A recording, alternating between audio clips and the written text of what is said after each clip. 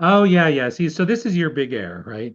It's like in our society, it's generally the legal system is generally defined as innocent until proven guilty. So you're doing guilty and This has nothing to do with innocence or guilt. well, you just said punishment means guilt. So the idea, Wait, wait, hang on. Tell they me are no, something wait, wait, wait, different. wait. They are guilty of taking an action that caused someone to die. That's No, no, that's no. all You, you the know. word guilty is very no, no, no. You can't say guilty. Nope, They no. took the action. I'm So not going to if the let you use the question word is, guilty. if the question is, did you cause the death of that person? Yes, you did cause the death of that person. Yeah, but that's not a crime. Hello, everyone, and welcome to the Hands on Logos podcast. This is where we discuss current events, personal growth, and any other random topic that crosses our minds. Our goal is to have a meaningful discussion that help us to see the topics we discuss more clearly. Our hope is we can help you expand your self-awareness, develop your critical thinking, and learn to be less reactive to the world around you. And most importantly, remember, be curious. If you like what you hear, like this video and subscribe to the channel. If you have any feedback, please leave a comment. We want to hear what you think. We appreciate you. Well, hello, hello, Chris. Guess what day it is again? It's podcast day. Podcast day. It seems like Fridays are a day. So Yep. what's the date? Today's the 21st of February. 21st of February. Almost 2 months into the year already. Almost 2 months into the year. Time flies. Yeah, exactly. Yeah. It goes even faster if you don't have a good plan.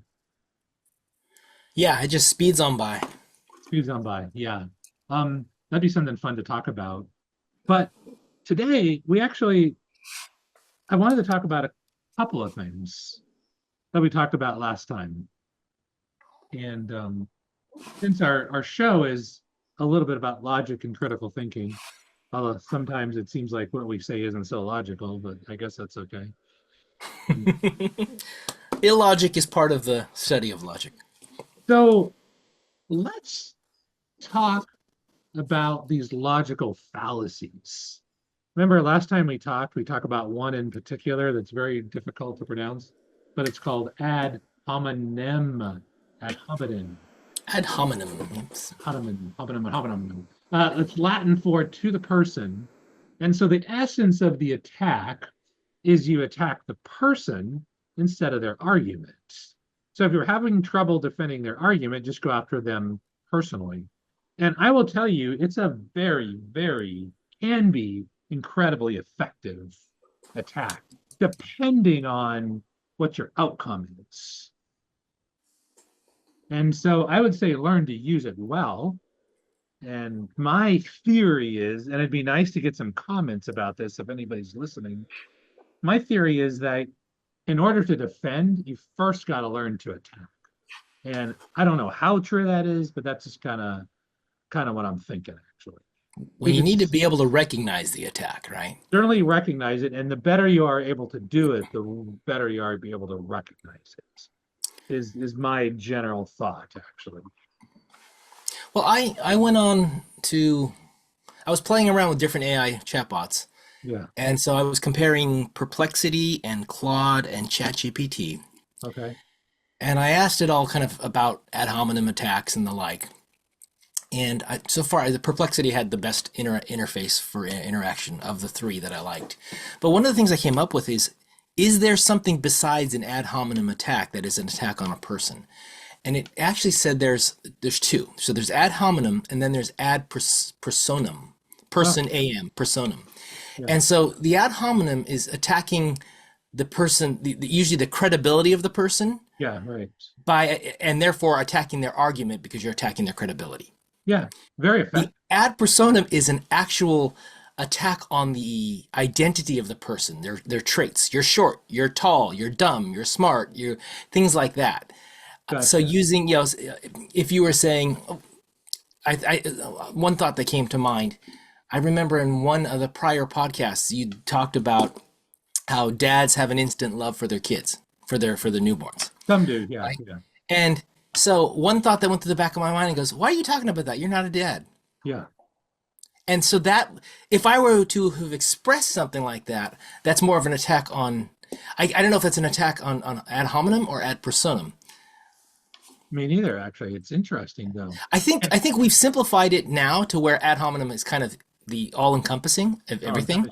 So yeah. you just, I'm basically saying there's something about you or the way you think that disqualifies you from making an argument. Yeah, and that's really interesting. And my first thought would be is yeah, you're absolutely right. I'm not a dad. So I'll never truly understand, but I'm operating in a reporter model because I've heard a lot of dads talk about it, and this is what they said. I don't Yeah. understand it. I can't feel it, but I know it's true, right? Well, the idea that you can't have an opinion on something because you aren't that. I Yeah. mean, we live in a country where you can have an opinion on any damn thing you want.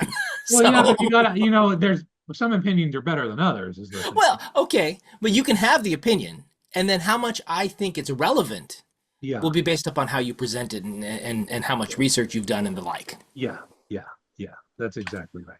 But as a general rule, I think you should know how to use every single attack possible, no matter how vicious. In Yeah. fact, the more vicious, the more better. You should be able to be good at doing that action. And then you've got to tailor that based upon um, the environment, the situation, right? Hmm. And I think that's important. I think it's like there's certainly the argument here, not here, but I've heard before, is that, oh, guns are horrible, right? Guns kill people. And I'm like, I mean, guns are designed to kill people, yes, but it's the person, right? It's the hard heart that kills. It's not the gun that kills. And Hmm. and and and whenever I hear something like that, whenever I hear somebody coming out of that, it's like I really stop listening to what they have to say, which is probably not good. And I immediately go to the assumption, which I'm probably just as bad as what they're doing.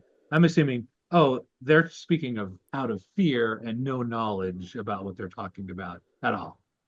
That's where I typically go with that.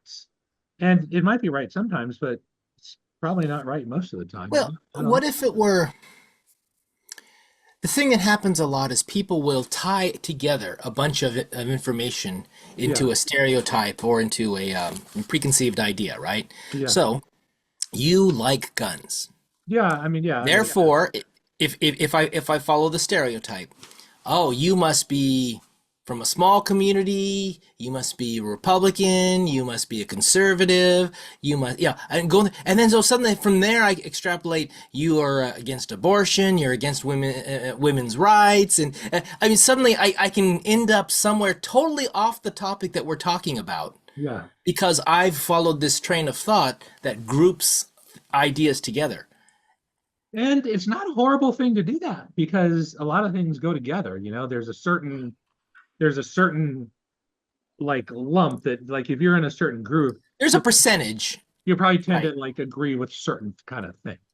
Right? Yeah. And I So don't I, know. I mean, yes, the idea of racial profiling after 9/11 when people were talking about racial profiling at the airport, I get why it's not nice to be put into a group where you're assumed to be a bad person. Yes, right. On the other hand, if we take the total number of people out there and were to break them down by some characteristic such as race or sex or the like, you would Yeah. find a higher propensity in certain groups. Yeah. Now, does that mean you ignore the other groups? No, but I mean, I can see why it would happen. Yeah. Yeah. Right. Right?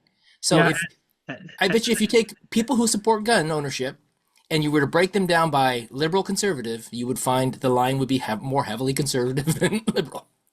Think so. I mean, that would be my guess. I don't know how true that is. I know though that when I shoot guns with, yeah, that's probably right. All the gun classes I've gone to, people have probably tended to be probably more. Although, here's the funny thing though, Chris, is it's never brought up. It's like people never talk about, oh, I'm this or I'm a conservative. People are just like, oh, we just want to shoot some guns, right? That's all there is. It doesn't have any meaning more than that tied to it. It's opening up a bunch of thoughts in my mind. Does that mean that we're wrong to assume there's a connection between them? Or does that mean that in some subcultures in the US, it's just such a part of life that there is no discussion of it? Yeah, well, I think, well, first of all, it's like, let's go on the spectrum, right? Let's avoid this black and white thinking. that how correlated is it? I mean, there's definitely some correlation, but I don't know how correlated, you know. And I know for a fact, not many, but there's a handful on my hand. I know that there's a lot of very liberal people that I know that like guns, but they will not Hmm. tell anybody about that because they're like, oh my God, because if I tell Well, them, that's a self-preservation issue, particularly if you're living here in California. yeah, But I think so. I think maybe this is where what's the term? Causation, whatever cause. doesn't equal correlation. Yeah, yeah, Yeah. right, right. So it may be the idea that someone is in favor of guns Yeah, is not that they're conservative, but they have a viewpoint of maybe individual rights over state rights, or individual rights over big government, or whatever it is, something along those lines. And I would think that there's probably a lot of people on the liberal side who believe in individuals over big organizations. And when it comes to that, maybe that's more the correlation. But then when you break down that thought, you'll find that that's more heavily conservative versus liberal in that viewpoint. I'm wondering if it's not the gun point itself, but it's other beliefs yeah, that are tied to the idea of the freedom of. I mean, if you support owning a gun, there's a certain freedoms that you believe are inherent in your citizenship or your or being in the U.S. yeah. I mean, you know, yes. And you also have to think it from a different perspective too. And I never would have got that until I moved to Arkansas. It's like guns are more of a tool here. I mean, people don't walk around think. I mean, some people do self-defense, but a lot of people they have a ranch rifle because there's a lot of property, and they're like, oh, a coyote's killing my cows. I'm gonna go kill the coyote. And so it's it's they don't have anything more than that other than it's just a tool, like a tractor or pickup truck or a chainsaw. Yeah, is it a tool or is it a weapon? I mean, it's a tool. When you first think, and I know it is a weapon because it can kill, but that's not the Yeah. the plot. I was thinking, I know California has pretty strict laws on pocket knives and things like that, Mhm. and I forgot what it was, but I think if someone asks you, if the police ask you why you're carrying a pocket knife, if you say self defense, then you think it's a weapon, and therefore your mindset is one that I'm carrying a weapon. They don't like that. If you say it's just a tool, I use it to open boxes and to do my work or whatever, that's a totally different mindset. Yeah, that is a mindset. And to some extent, I think they're probably somewhat, that does make sense, right?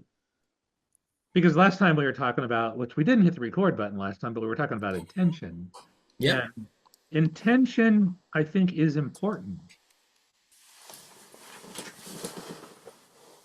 Yeah, Intention? intention, like your reason for doing. So for instance, like I go to my little classes, which I haven't gone to in a long time. But let's say I go to classes, they're very clear to define that you're the weapon, that I'm training you, and it's like now I can make you more lethal. I just bolt a bigger gun onto you. But you could kill somebody with a paper clip. I mean, nobody thinks about, and especially you want to talk about what's really dangerous, is think about what you can do with a car. I mean, a car is a So lethal weapon. one thing that's been going through my mind, trying to get, I think I made the argument that I don't like hate crimes because if you hurt somebody, regardless of your intent. Well, nobody Right? should hate crimes. I mean, But the idea is, someone who murders for money versus someone who murders because they don't like a particular racial group or whatever. To me, someone's dead. The idea is the punishment should be the same. The idea, the concept that oh someone was yeah, hateful first. And then on the flip side, though, I do think intention is important. So I'm trying to reconcile these two thoughts. The idea that, you know, the outcome is the thing that's important, not the intent, versus intent actually does matter. And I think the way it works is outcome is where you start from, and you start with the punishment or the consequences of the outcome. If someone murders someone, then they get punished at that level of whatever that is. Now, if there is some intent that will make it less so, like self-defense is one you would see commonly, then maybe intent can lessen the negative impact or the consequences, right? So we judge intent with the idea of forgiving some of the consequences of what happened, but Yeah, that I can kind of see. It's like, all right, you killed somebody, boom, that's it. You killed someone. You're going to jail. You're doing whatever's going on. Oh, but here's my intent wasn't to hurt them. It was this. So then it's manslaughter, or my I was self defense, or whatever. All those things to me have an impact on why that person ended up dead. Well, I think what you're doing, you may argue against this, but I'm going to argue anyways. I think you're going back to black and white thinking, actually. So never ask the question, is it right? Is it wrong? Are you sure? Ask questions, how sure are you? How important is that? How Well, important is intent into the grand scheme of things, right? so the guy who holds someone up and accidentally kills him, because he had a gun and the gun went off and killed the person, How do you right? accidentally kill somebody? Well, you're holding a gun on them, but the idea is that person resists and then you accidentally shoot. I don't know. The point being that person ended up dead from an action you took, right? Oh, So okay. so That, you're gonna face the consequences that you ended up killing someone. let's go back to that because this has been so ingrained in me and through so many things, right? Like there's this term that is like, oh my God, it is beat out of us, right? Like an accidental discharge, right? It goes, there is no accidental discharges of guns. There's only negligent discharges Okay, that's fine. Negligent discharge. You can use the terminology you want. My point being, in that interaction, in that the interaction. the person holding up the other person ends up killing the other person. Okay, right. They killed him, but Okay, but it wasn't their intention. they just wanted the money, They right? just And the want, and I person don't know what resisted. The happened. person grabbed for the gun. Whatever. And The idea they just was squeezed on the trigger and the gun just went off okay. by some random chance. So that person's going to get punished for that. Yes. Okay. Now we have someone who went up to an individual because they hated some aspect of them, Yes. probably an identity issue. They were racist or some other aspect, Fine. Yeah. and went up and also maybe it went in there with the intention to scare them, and again the person ended up dead. Yeah, right. Okay, so one person actually started with the intent from coming from hate. The other person was greed. Yeah, right. The way hate crimes tend to work is, oh, we start with the fact that you killed someone, and then we're going to make the punishment worse because you decided you were driven by hate. Oh, I see. I'm not, That's the problem I have with hate crimes. It's not the fact that I'm not saying hate crimes are good. It's just the idea that suddenly, because you went in there with the intent based upon a hate of something, I'm now going to police your thinking and punish you greater than the guy who was just greedy. hmm. Those are the things that's what bothers me about the idea of a hate crime is that suddenly you label something a hate crime and now I can punish you more even if the end result was the same result for the person for the victim. Yeah, I kind of see what you're, but in my mind, it's just that it's so vast, it's so different, it's so non-nuanced that it's like it's completely separate, actually. It's like I don't even see how you could conflate those together in the slightest, actually. They're just day and night, black and white differences. In the crime itself. Not in the crime itself, but in the intention. Well, no, I get that there is a different intention, Yeah, right? but I think But that's what I'm saying very here is what different, actually. the fact that in both situations a victim ended up getting killed, Yeah, right. right? Why and let's say in both situations neither person actually intended to kill them, but they ended up getting killed. That they Are you did. telling me that the person who went in there with hate deserves a higher level of punishment because the killing was a worse killing than the guy who accidentally killed because he wanted the money? To me, the action, the consequence, the result is the same thing. That the person ended up dead. Well, I think I'm not agreeing with you because of the outcome, but those two are pretty bad intents. So I think, I wouldn't have trouble with them being treated equally in that particular case. Equally, I'm For fine with those that. two, for those two But cases. but my problem is the way hate crimes work that I've seen is as soon as you take an action like a crime and then label it as the intent was hate, now you're going to go against that person with a stricter punishment. Yeah, because we want to discourage that, right? That's the idea. If you want to discourage behavior, some gets punished more highly than others, more what do you call it, heavily than others, more So severe. so you're saying that that is a worse crime. Well, was it premeditated? Did he think about it before? Let's say in both situations it was premeditated. Well, then I think in those particular cases, it's probably about equal, actually. I mean, I'm not channeling out hate versus non-hate. I'm channeling out intention. See, the issue that I have is if the resulting damage done is the same, Yeah.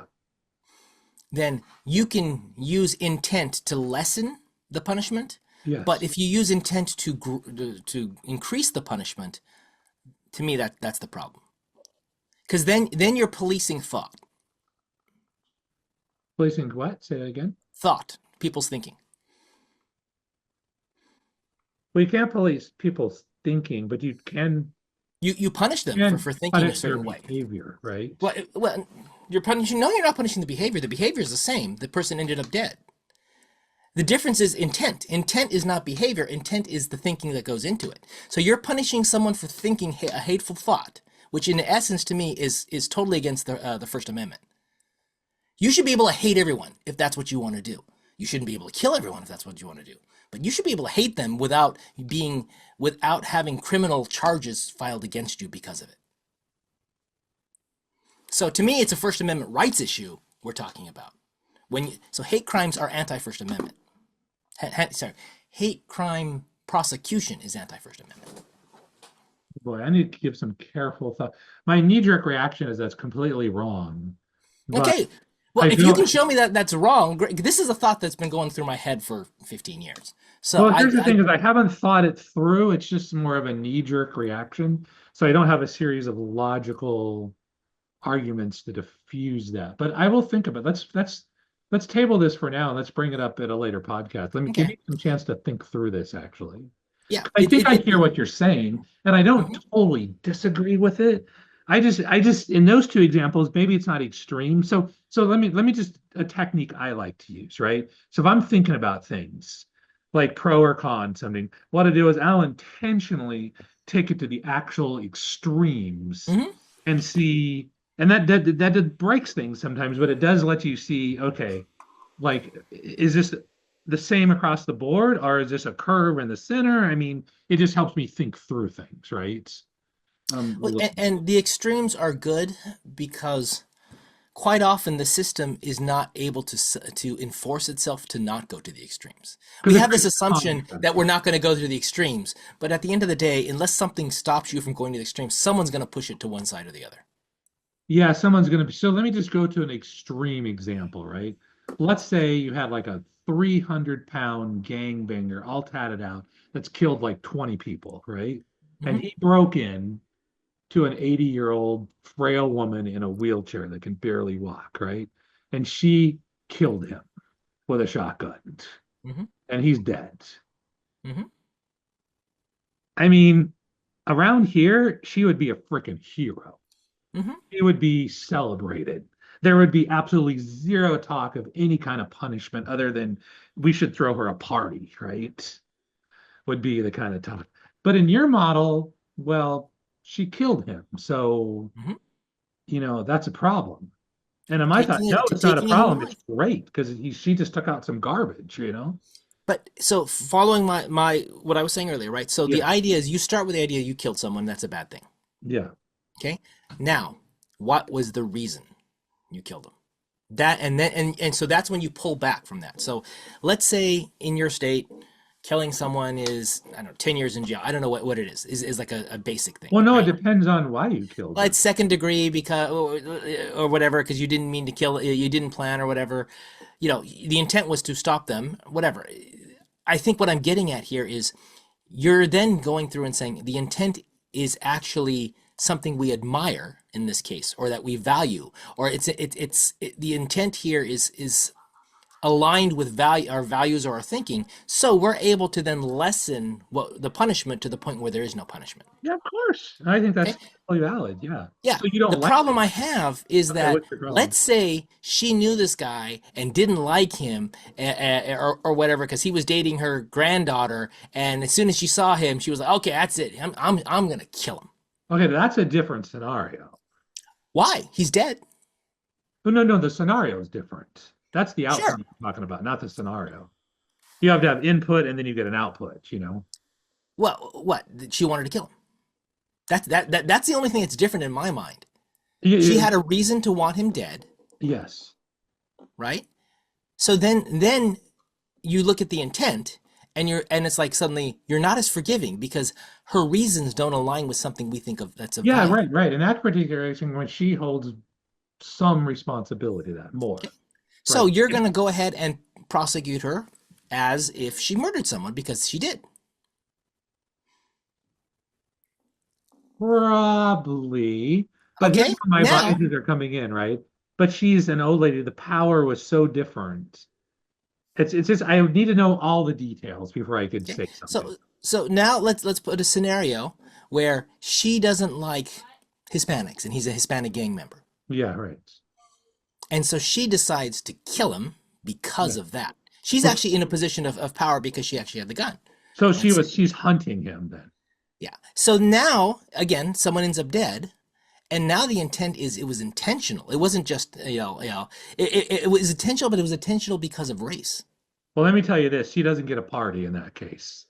Yeah, but what I'm saying is I don't mind when you lessen something. So the idea is you kill someone, there's punishment. Yeah, That's just right. the general idea, right? Because thou shalt not kill, right? The idea that you don't kill people, and then we dial it back based upon your intent, right? Self-defense, protecting children, doing whatever, all the things that you could come up with reasons that align with our values. They go, you know what, that I get that, so we're not gonna throw the book at this person, or we're gonna give them something less, Or you could right? dial it up based upon intent as well too, you know?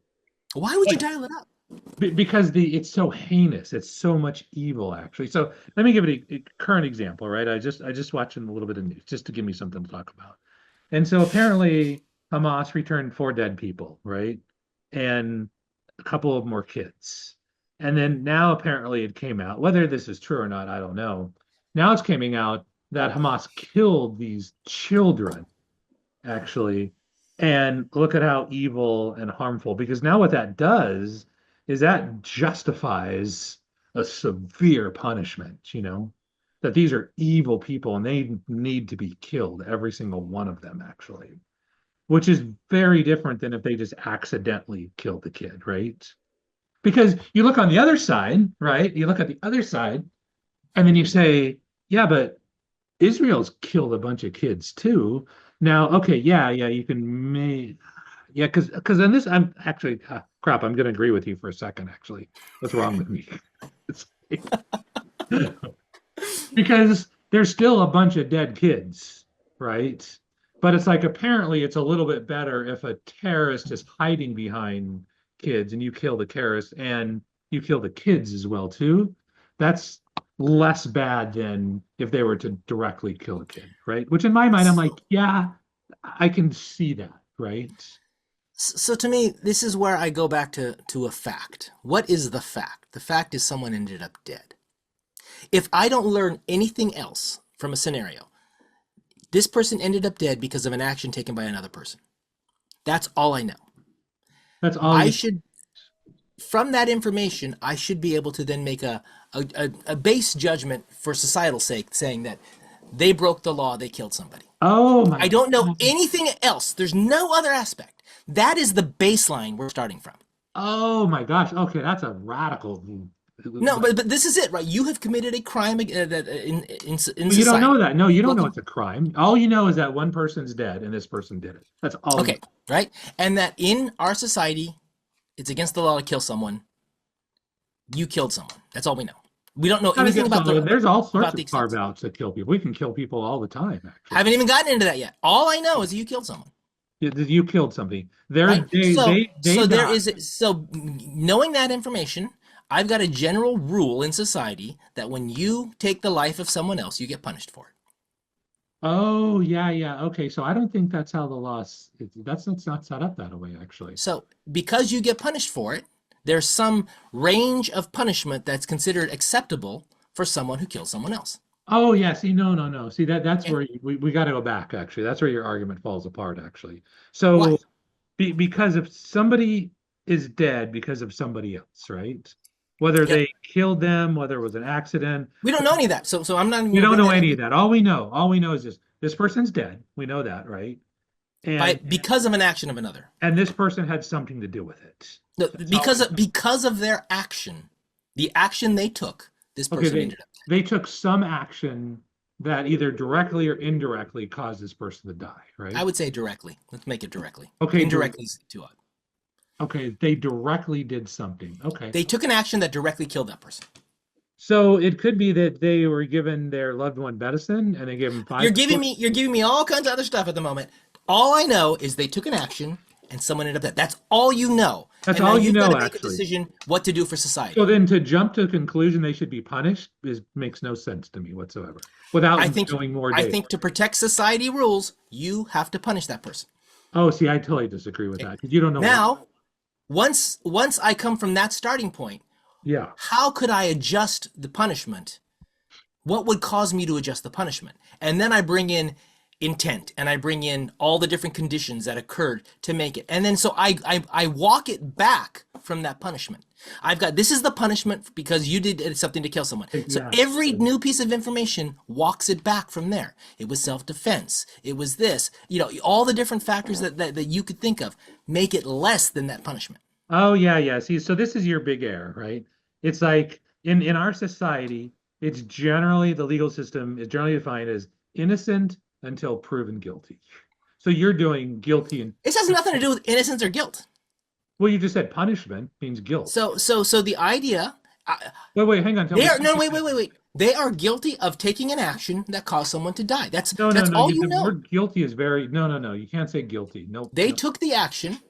I'm not So going to if let the you question say is, guilty. did you cause the death of that person? Yes, you did cause the death of that person. Yeah, but that's not a crime. It's like It's not a crime to kill someone?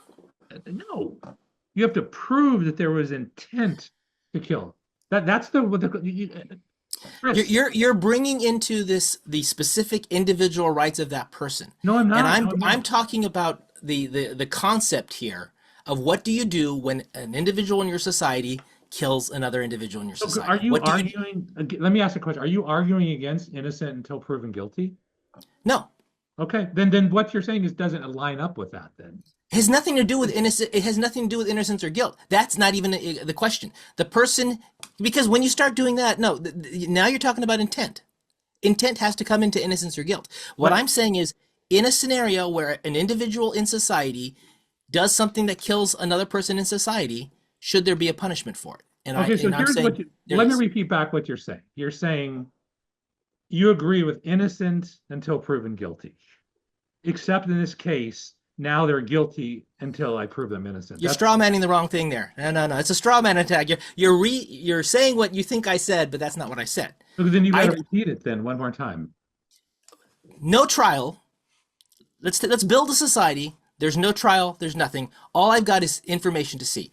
So I've got a society where in that society, one individual in the society took an action that caused the death of another person. Gotcha. That actually killed that other person. Gotcha. Okay. I'm not judging whether they were guilty or innocent or they had a good reason or not. Yeah. Okay. This is I can't really call this first principles, but this is like the basics idea of what a justice system is needed, what's needed in a system of laws. Yeah. So one person causes the death of another. We can't allow that because we need to protect individual rights. So the person who caused the death of the other needs to be punished. That's the baseline understanding. So if I was to write that on a formula, I don't see how you can get away from the fact that that's not innocent until proven guilty. That's the opposite. This is a math formula. It's a math formula. It has nothing to do with the individual. It's the concept that if someone causes the death of another, that there should be a punishment associated with it. Yeah, but Chris, that's the baseline. That's directly flipping 180 degrees the other way of innocent until proven guilty. No, this has nothing to do with innocence or guilt. This has to do with action and impact. No, but what you're saying, you're using other words. You're slipping around the truth. So Scott, in a situation where we know 100% someone's guilty or innocent, because the problem with guilty and innocent, and the reason why I'm trying to avoid it, now you're changing the argument. Now you're changing the argument. You didn't say that 2 minutes ago. Now you're. I said someone took an action that caused the death of another person. Yes, right. Right? And you said they should be punished. They should be punished. Okay, yeah. So that's exact opposite of So innocence. actually, someone took an action that knowingly. I have to say, well, not even that. I'm not going to say knowingly. Someone took an action that killed another person. Okay, killed caused the death, right? Mm-hmm. Okay, Yeah, killed. I prefer killed. I specifically killed. But before you said the death, so now I've used both terms, but okay. So killed here's what's happening, right? Here's what's happening. Let since we're arguing, since I'm moving into position to disprove you, you Yep. keep slipping around and changing words and reevaluating. You're not holding to your. But then when I bring you back to that point, then you say, "Oh no, I want to plug this word." So in. part of it is being able to express the thought that's in my mind. I need to go through revisions of it. So the thinking that I have is this: when one person is responsible for the death of another person through an action they took, right?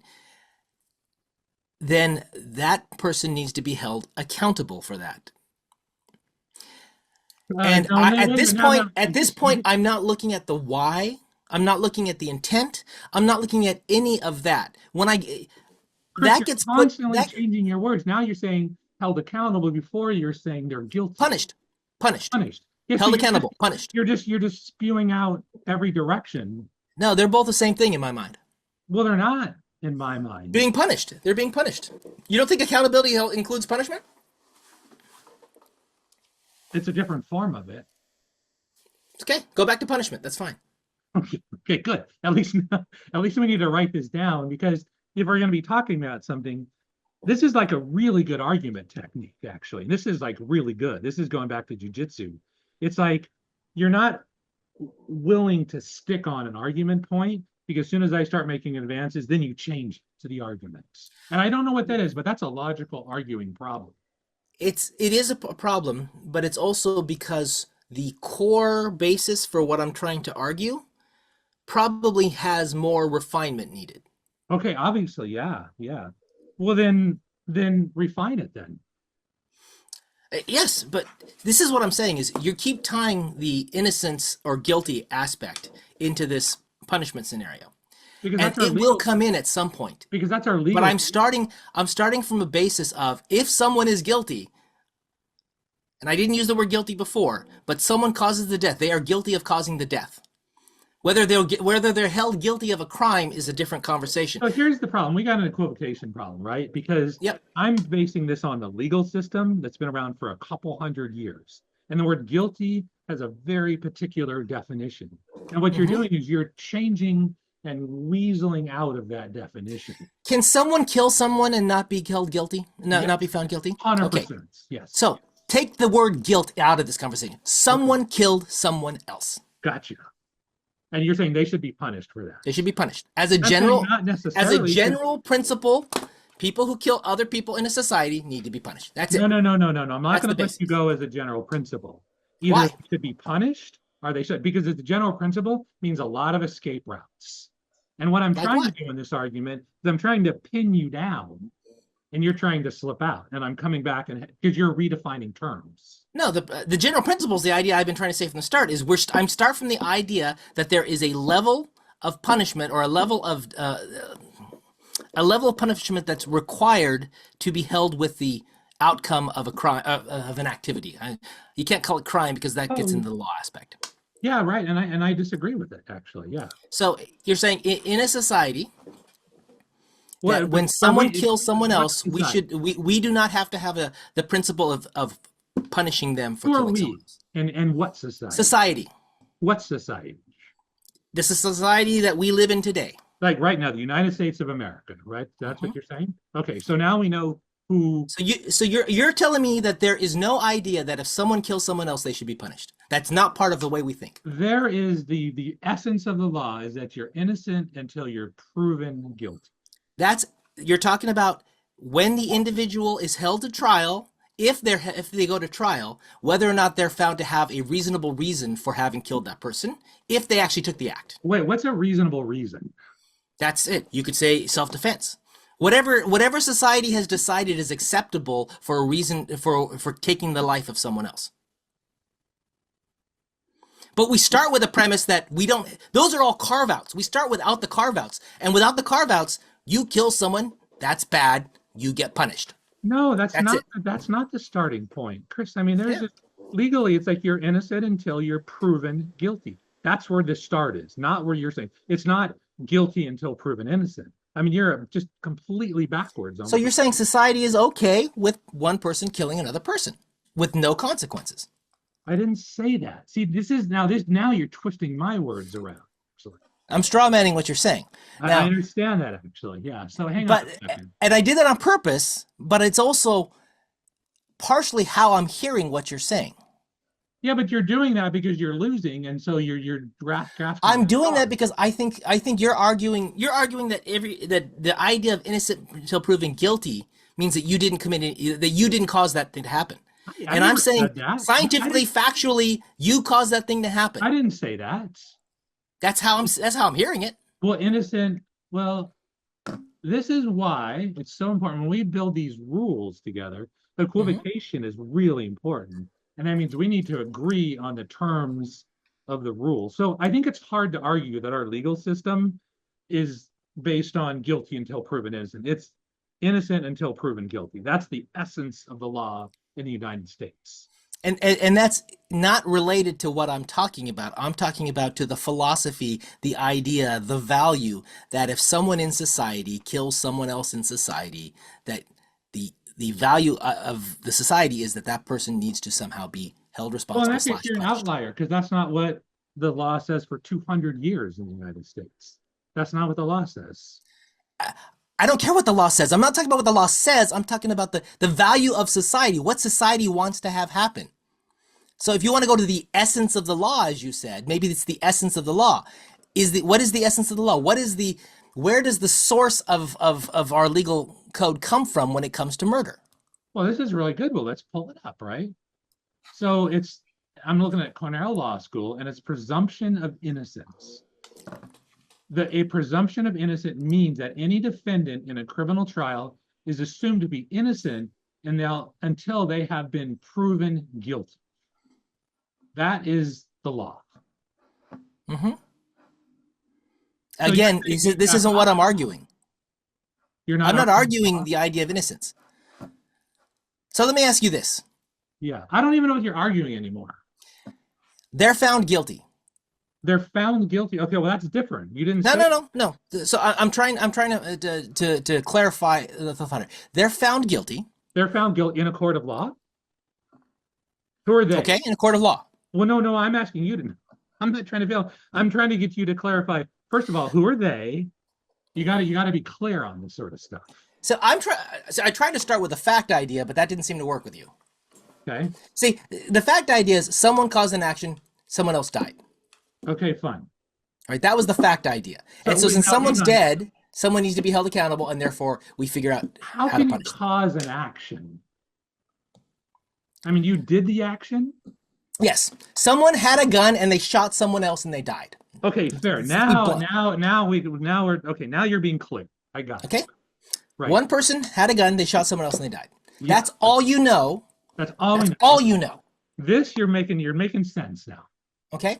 In that scenario, does society have a desire or a responsibility, or does it value and have principles the idea that the person who shot the other and killed the other person needs to be I'm going to back away from punished, but they need to be held accountable somehow? Well, in this particular case, I think the only thing that we know, and I think you're reading in more than you know actually, is we don't know any of the circumstances. Correct. And the circumstances, so to automatically say they should be punished is not what our law says. And I think it's a bad idea. I think that's a bad thought to go down. That could be very. So then you're not making the argument that people should never be punished, though.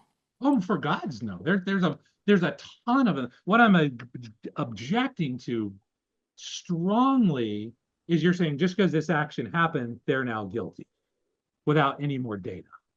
I'm not saying that individual is guilty because you don't know that either. Well, you just what said I'm saying is times. In a society where Chris, a person it's on shoots and video. kills another person, Yes, right. They should be punished, is what you said multiple That's times. all I'm saying. They should We be got it on punished. tape. You said it 80 times. That's all I'm saying. They should be punished. Okay, they should be That's punished then. that. You know, before you get into figuring out why they might not need to be punished, I'm starting from the basis that we cannot allow people just to kill other people without some kind of consequences. Okay, so then you're going against the whole history of law, how our courts. No, I'm building it back in, but you're not letting me get to that point because you don't see where I'm coming from. Yeah, because you're exact opposite of what the law says. As an individual, you are innocent. But philosophically, from the viewpoint of society, I'm not looking at individuals. I'm looking at a citizen that shoots and kills another citizen. Hang on, now you're trying to weasel out even more. So you're How? saying, okay, because you changed it again. You How? keep changing this. You said, I'm not talking about an individual.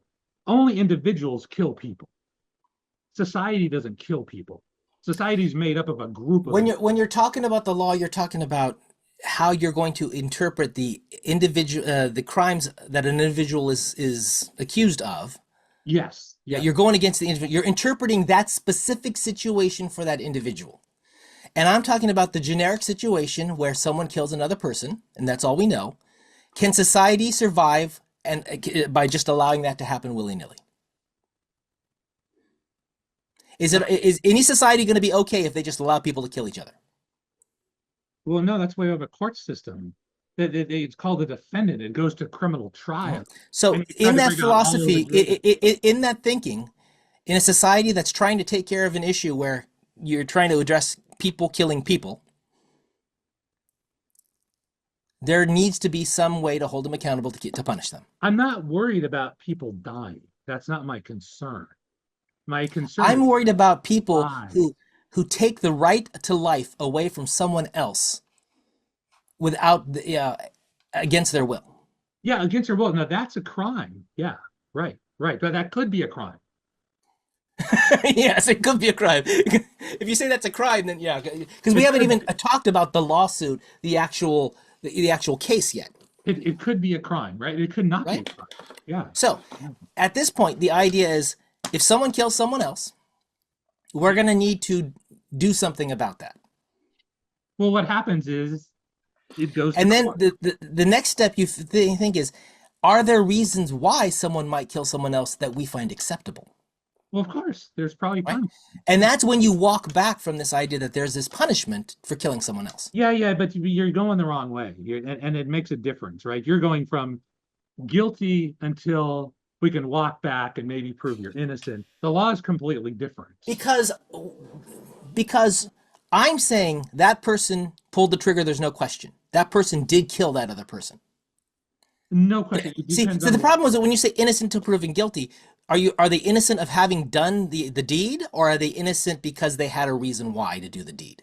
Because now you're getting into all kinds of nuances about how you rule someone innocent. So I'm trying to go back to the act of killing another person. That's all the information that I have. Well, in that particular case, all you know, the only thing you can know is that this person killed that person. That's it. And if you need to make a judgment call for society, if you're the king and that's all you hear, and I'm saying king because I think it's not our system. You want to be if you're the king and that's all you hear, and you make a judgment call, you're going to do what protects society in your mind.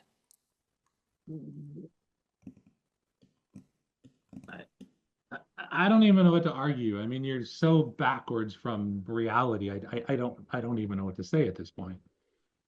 Well, if someone ended up dead, Somebody's dead. That's the fact, right? right? And you say, I get the thing, you're innocent until proven guilty. That applies to the individual, Yes. right? But to society as a whole, there's a dead person there. Yeah. So it's now the legal system's job to figure out if there's any responsibility on a different individual. Right? Hang on. Let me rephrase. Let me be very precise in the language. It's this up to the court to decide if a crime has been committed. And if a crime's been committed, then there's multiple layers of punishments. But first of all, that person is assumed to be innocent until they're proven guilty. That's what our legal system says. Yes. Good. That's all I'm saying. So, and what I'm saying is, if I start from the idea that there is a crime that is committed, and there Okay, is a okay, punishment, you can start. Okay, whatever. and there's a punishment associated with that, assuming that if we get to actually prove that they're guilty, Hmm. then there will be punishments associated with that. I And have there's a no problem range, with it. Now you're talking sense. and there's a range of punishments associated with Of that, course, once they're guilty, right? Once they're proven. right? And then you walk back from that based upon circumstances. Maybe it's not that they're innocent. They did kill the person, but you found that the circumstances were such that it was okay in the eyes of the law or the eyes of society. So the situation, like you said, where the little old lady kills the guy who comes into her house, no one's disputing that she killed him, No, nobody's right? dead So body. she is. She's got a gun.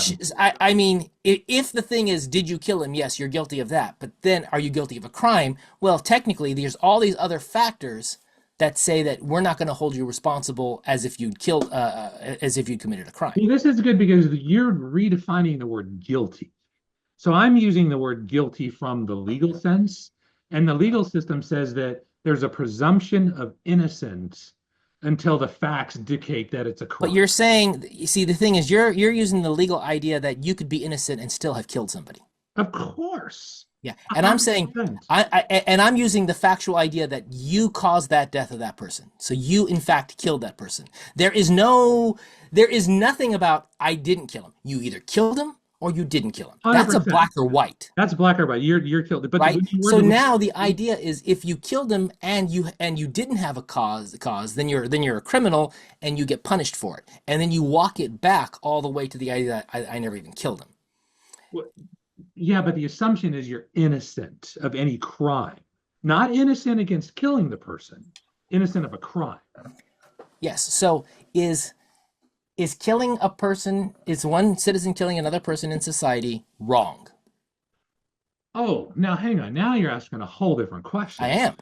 Because by saying it's a crime, that society has gone through and defined a bunch of aspects. Okay, this is good. You're at least being reasonable now, right? Because you're admitting that you're changing things, which is fine. We can do that actually. Yeah. Well, so by the way, the way you're saying that is could be triggering for someone, because what I see is I'm trying to refine the argument so I better understand where I'm coming from as well. Yeah, this is beautiful, right? Because this is Right. So if you say it the way you just said it, and I truly am intransigent in the way I think, then that's actually going to insult me. I don't care. Well, then the point is, if you insult me, then and I can't control my emotions, then you're just going to trigger the emotions again.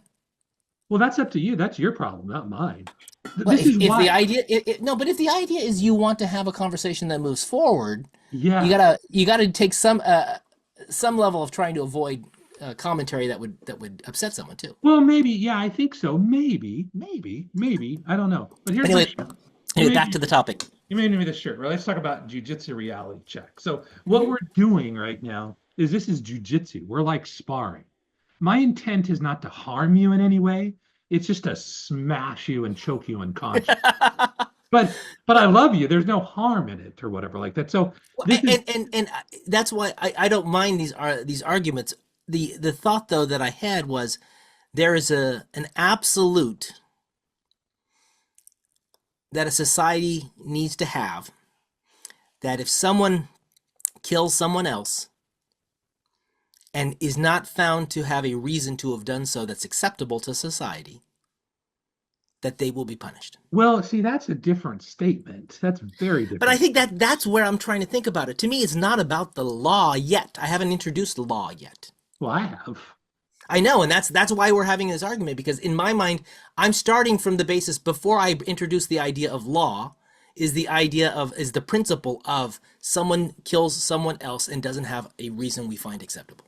Well, see, you're being more reasonable now, right? So yeah, this is good. I mean, but you never said that before, because I would bring up the law and you're like, you were just brushing it apart, right? Because it wasn't part of my argument. You kept bringing the law in. I wasn't bringing the law in. That's why the whole guilty innocent thing was irrelevant to me, because in my mind, it was a fact. That person did the action that killed that person. That's all there is to it. No problem. 100% about that then. Right? And See, so this if I start with that basis as that's a bad thing, we need to punish it, then we start dialing it back when we introduce the law. Oh yeah, see that argument is a bad argument right there, actually. It's because they're guilty and should be punished, right? And then we can start dialing it back. That's the exact opposite of the way our law works. And the way our law I works, didn't say guilty. You said guilty. I didn't say okay, guilty. but you said guilty many, many times Yeah, before. but in the phrase that I just said, Yeah. they did the act. They actually took the act that caused the death of another person. They actually killed another person. Yeah, I have no Right? problem. This isn't about guilty or not. They took the act that killed another person. 100%. No argument there. Right. Right. Right? And now the idea of whether or not they should be the level they should be punished, if at all, is based upon how much society is aligned with the reason they did it, or the conditions they did it under, and that is when the law comes in to judge that. Well, I'd like to just I'm close to agreeing with you, but I'd like to change it around a little bit and saying, first of all, we got to do due diligence to see if a crime has been committed. That's step No, one. and I would argue no. But that's the way our legal system works. That's the way it works. The police are going to See, show up. the idea You're of the going to crime turn being out. committed has a lot of subjective aspects to it, right? What's that? It's whether or not where you're, the city you live in, how the people believe about certain activities, Yeah. how they value things. It's whether the district attorney is up for election. I mean, there's a lot of aspects as to whether or not they want to even push the idea that a crime's been committed. Yep. Yep. Right? Absolutely. And there are things that are crimes that we don't bother to punish either, like generally speeding. The punishment is you pay a fine. We're not going to send you to jail over that. Right. So I mean, But that's a different argument. there's way though, too right? much subjectivity in my mind to bring that up. But that's a different argument, though. That's saying I'm just talking about the pure philosophy of the law and how would be perfectly implemented, right? Is that Mhm. where the presumption of innocent, that's where it So starts. so if we go back to this idea, someone took an action that Yes. killed another person. Yes. Okay, and we're not debating that. Is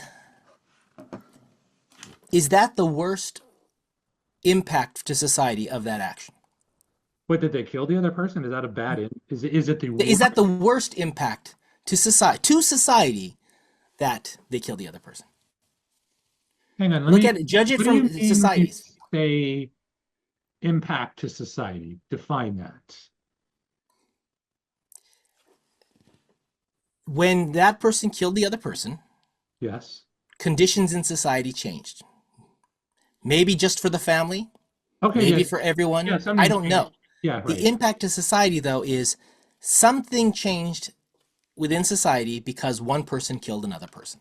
So there's a change in impact, but you're not saying well, that's positive or negative. You're just saying it's a change happened. I'm saying, can it be worse? And this is hard to think. Hang on, why don't you think through this? Because I got to go to the restroom. I'm going to take a quick pause. Okay, Let's get back into it. so someone kills someone else. Yes. That person's friends and family, they're impacted. Public sentiment is going to be impacted Now, somehow. can I ask? Can I get you to do something since we're trying to become better at this? I would really like you to not to say it's impacted or not impacted, but I want you to put it on a spectrum. Like what's the scale of the impact? And it could be positive impact, could be negative, because I think that's important. That's like my little pet peeve. Is I get that, but I really- think the idea of the scale is part of what I'm trying to get to, actually. Okay, that's good. Okay, all right, fair So enough. so there will be an impact. So someone gets murdered, killed.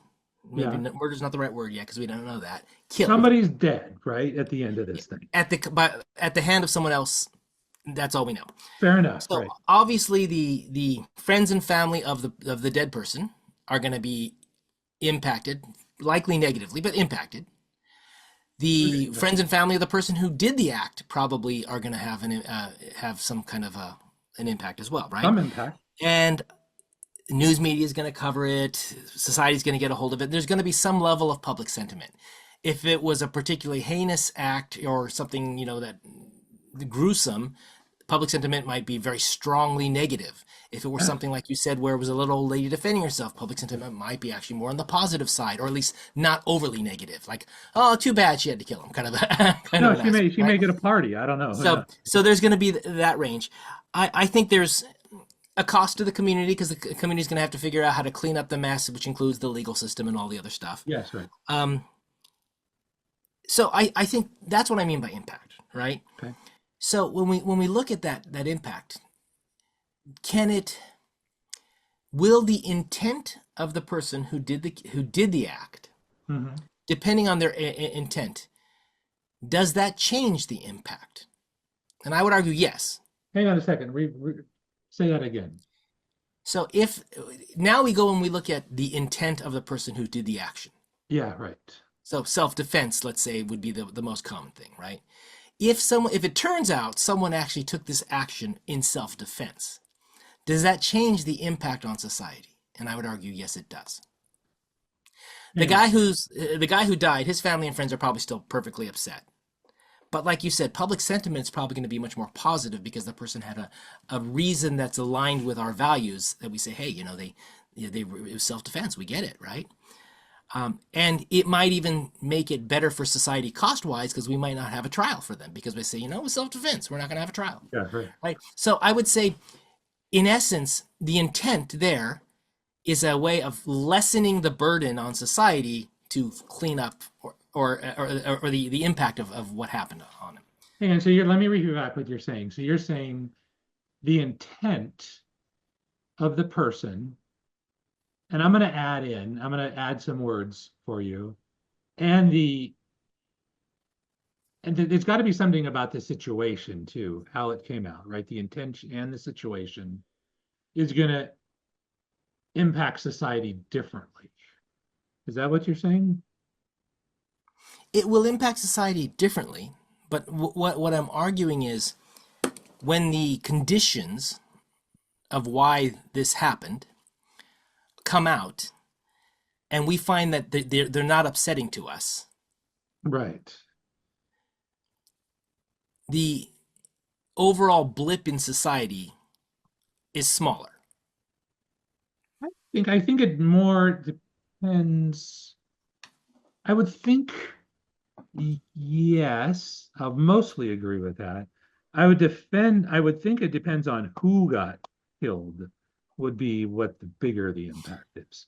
No, that's true, but I mean, in that case, situation, who got killed, right? If it was a famous person that got killed, obviously the impact in society is bigger. Yeah. But if it turns out the person was defending themselves against that person, then it again. I think as soon as we lessen the punishment, the crime, as soon as it goes down in our minds, the overall impact of society is like, well, it's more aligned with us. It's not causing as much of a ripple in society. Oh, so you're saying so let me repeat back. You're saying the lower the punishment, aka the lesser the crime, the less the impact on people. The lower the punishment that we find acceptable because it aligns with That we values. find Yes, acceptable. yeah. Okay. So Maybe I don't know how true that is. I mean, it could be true, it could So not. I don't know. I think so. To me, it makes sense that intent is important to understand that because we then charge them with a lesser crime. We then maybe avoid some costs. We don't try to punish someone for something that we figure they actually had a reason to do that we find acceptable. I think that's semi-reasonable, actually. Okay. Yeah, that's So semi-reasonable. now my problem with a hate crime is now you're saying the intent is a bad intent. Bad. I hate the word bad because that's Okay, not. it is a more heinous, more nefarious intent than just one person killed another. Yeah, I think it's unfair. I mean, it's why you killed him is what Well, I I mean, really it's like we still have a spectrum, like first degree murder versus second degree murder versus manslaughter. All yeah, those are really about intent, yeah, yeah, yeah. right? Even So if I you're mean, doing something like a really good thing. So let's say this old lady, right? It turned out, right, that she was actually a hunter. She was hunting this whole group, right? And what she did is lured this dude into her house. And I'm like, oh, no, that kind of changes everything, right? It's not this sweet old 80-year-old lady anymore. Um, so yeah, the details matter. hmm so then you're going to throw the book at her and probably charge her with a crime of murder. I think I'd have to in that case Yeah. because you just the rules of society, you can't go hunt people. I mean, we want to discourage that. Even if I like it and even if I support it, I'm like, look, grandma, you can't go fucking hunting people. You just can't do that, right? We don't want the whole vigilante justice sort of thing. Even if I agree with what you did, it's just not, no, no, no, right? Yeah. Now you're gonna have to do some punishment. It probably won't be hugely, it wouldn't be like really severe, but it's like you got to pay something for that. Let's say we got that scenario with grandma luring him in and killing him. She's a hunter. Yeah. Okay. Okay. She Crazy. catches him in a trap Yeah. and then cuts him and slowly bleeds him out. We're talking Dexter kind of shit here. Right? Let's say she did that because she wanted him to be weak enough that when it came time for her to cut him down or whatever like that, he wouldn't be able to overcome her. Yeah. This is premeditated. This is a whole different line of reasoning, you know? Or let's say she strung him up and bled him out because she didn't like his race. Yeah. Yeah. Is there a distinction between those two? Yeah. One is a logical, I don't want him to, he's stronger than me, so I need to bleed him out so he's not stronger than me so I can handle him. Yeah. The other one is I don't like him because of his identity and therefore I'm going to kill him. I'm going to bleed him out. Yeah, you can't do that. So I'm coming back to the whole legal. You're making me think, right? The whole legal system is based around trying to modify behavior, right? We want people to behave in a certain way. And if you step out of the line too much, there's a certain level of punishment that you're going to get. From a simple little hand slap to maybe you're going to die. That society is going to kill you. Yeah, I don't think there's anything wrong with that. That's reasonable. I mean, and you go to different countries, and different countries have different lines of where this is Yeah, drawn. but generally other countries' legal systems I'm not really fond of, so some of them are okay. But the question that I have for you then is, do you think that in that scenario where she took an action that bleeding someone out seems like something well beyond the pale, right? But the reason was hate versus logic, I guess, or a reason. Is there a distinction in the punishment that should happen to that person? Yeah, and I don't know what it is. I'm not sure what it is. That's why I have trials by jury. That means 12 people are going to have to decide that, you know. And I'm almost going to guarantee you that you're not going to get a consensus. There's going to be at least a couple people are like, well, yeah, but you know. So you're saying that the reason we would have the action was the same, right? She bled him out no matter what. The action was the same, yeah. But you're saying Well, I mean, because but of no, hang on, no, let me repeat that. The outcome was the same. You got a the dead outcome dude, was the same, right? Dead dude.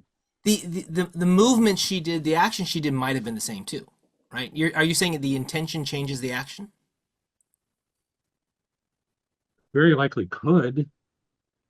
I mean, it depends. We have to define what the action is very carefully, right? It's one thing, is she reactive? She's waking up in the middle of a sleep because he's breaking in, or is she hunting?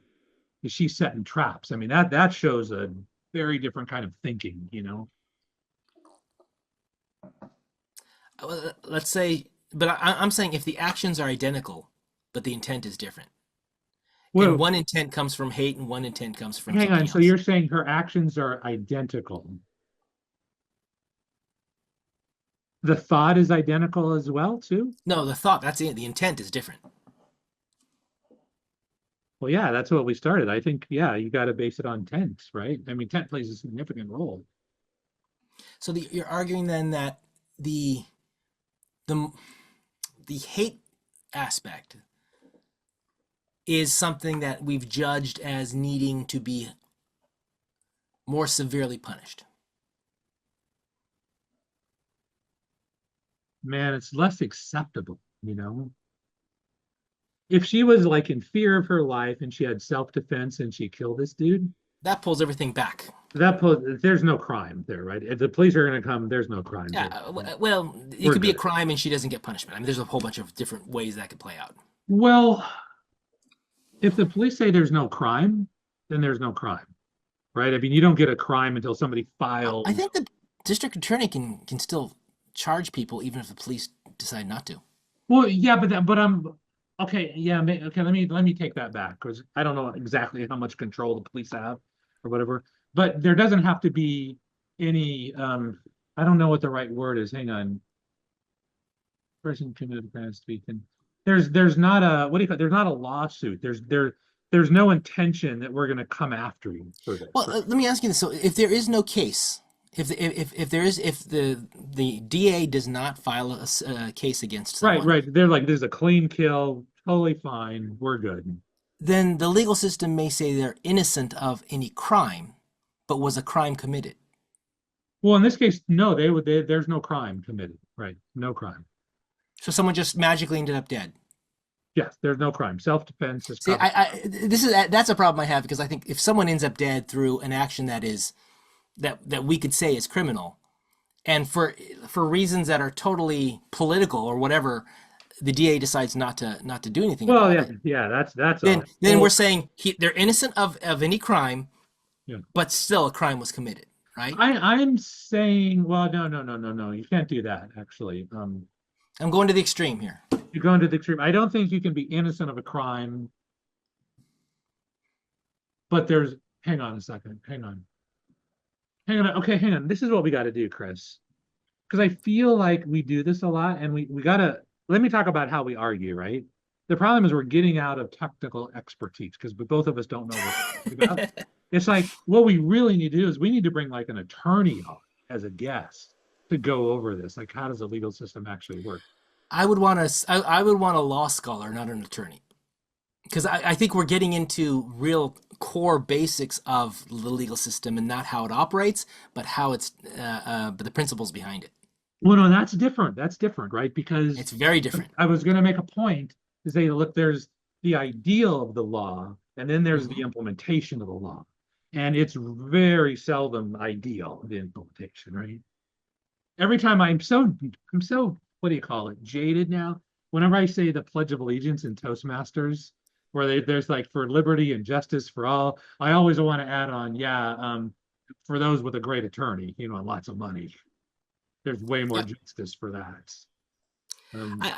So this started with the whole thing about hate crimes that I was talking about. Hate crimes. My concept is this: if the thing you do is the same, regardless of if your intent is because I hate someone or I don't hate them, or I hate them or I just want something else, then to me the concept of taking that thought that someone had and punishing him more for that thought, because I don't think the legal system's to control thought; it's to control behavior.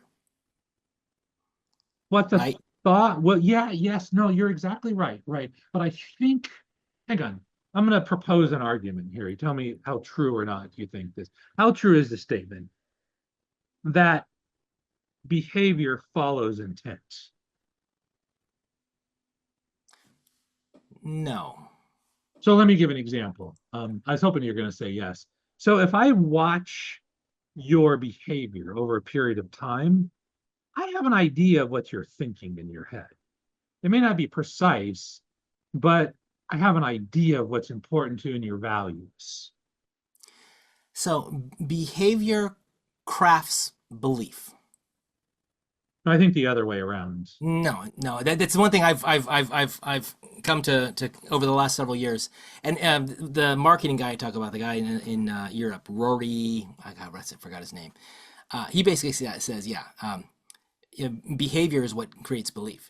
It creates, if you want to build a belief, a principle, a value system, a habit, you have to start by acting it. And once you act it, your body will accept it. We all think it's the other way, but in fact, behavior is what creates.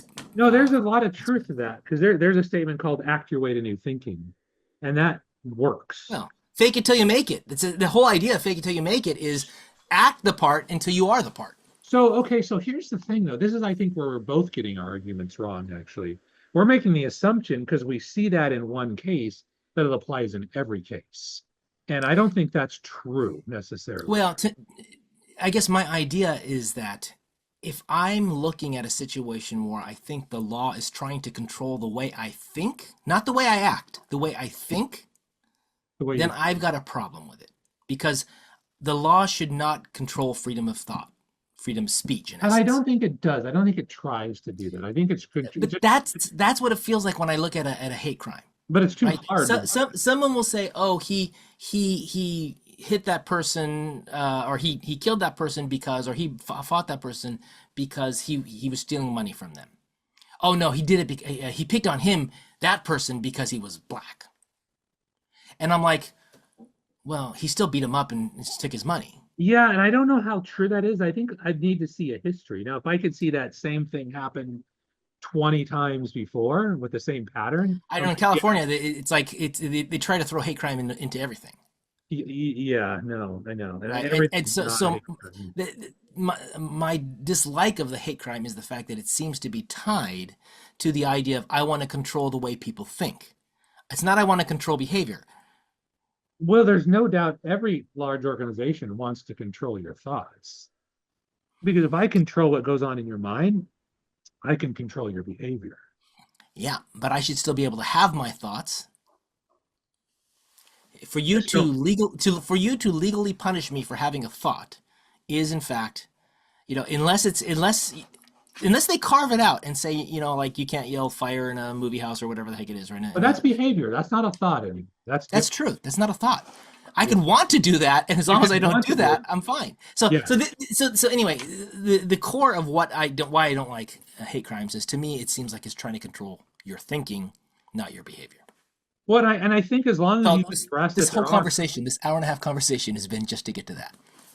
this is really good actually. I think we're going to get some comments actually. And I think we're gonna bore the hell out of everyone. since we're supposed to ask this, for the 7 people that are going to watch this podcast, could you like just drop a comment on?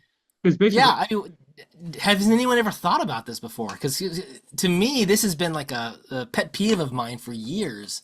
Is anytime I hear someone say it was a hate crime, it was a hate crime, I'm like, no, it was a crime. yeah, and it's possible it could have been a hate crime too, actually. But that, to me, that doesn't change anything. It's still a crime.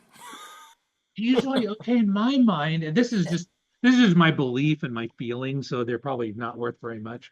But to me, it feels like a hate crime is more extreme. Like I'm telling you what's happening, like right now. Let's But bring that's why I'm saying the exact same in both scenarios.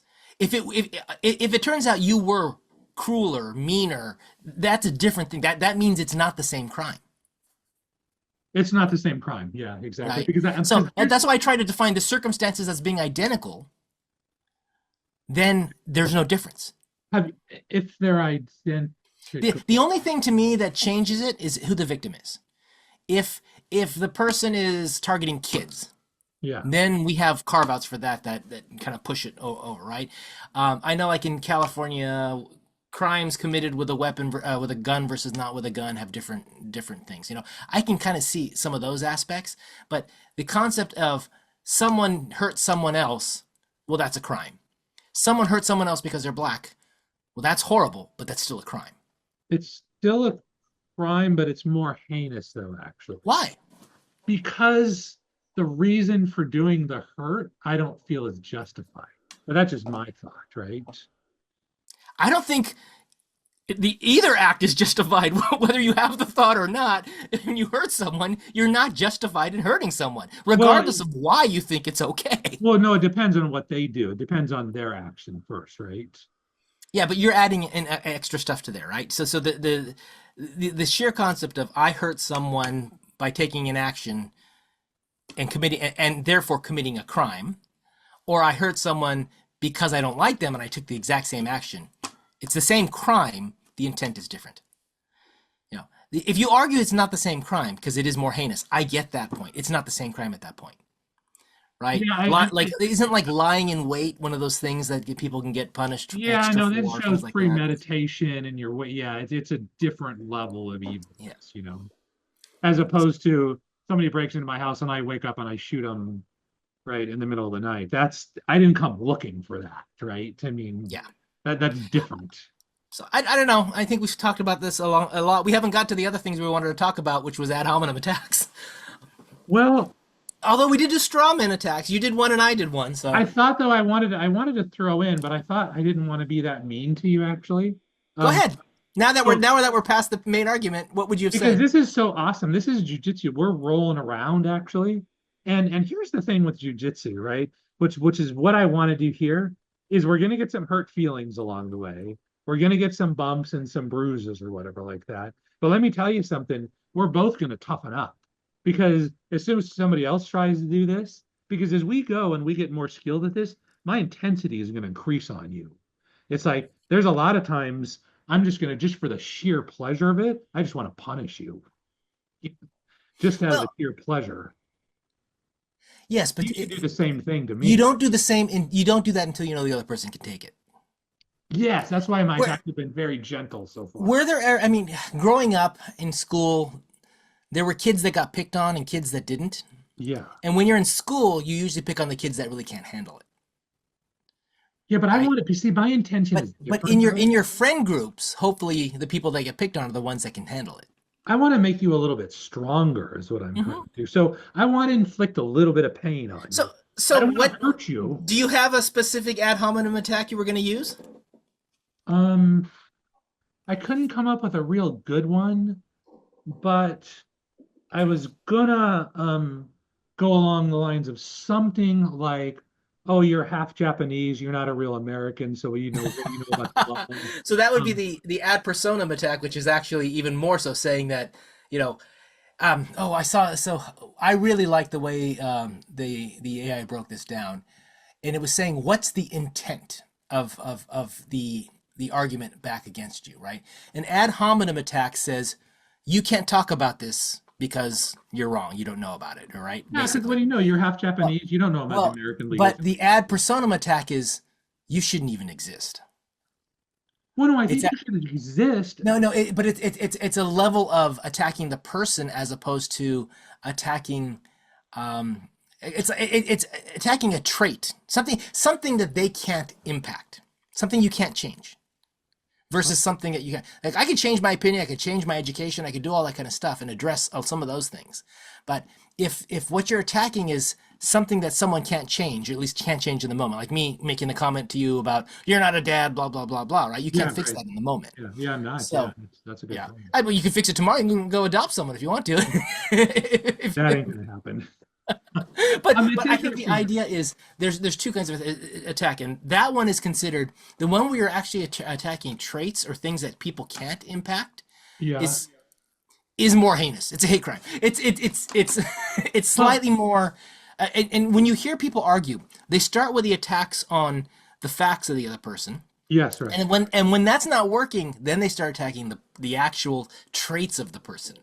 Oh well, Well, you're Christian, you're Jewish, you're black, you're Japanese, whatever. well, I did it like because ad hominem, and what I got is that I attack the person instead of their argument. That's a generic thing, but there might be Yeah, one but different you're but talking. quite often what you're doing is you're attacking you attack the person's capabilities too, not just their physical characteristics, right?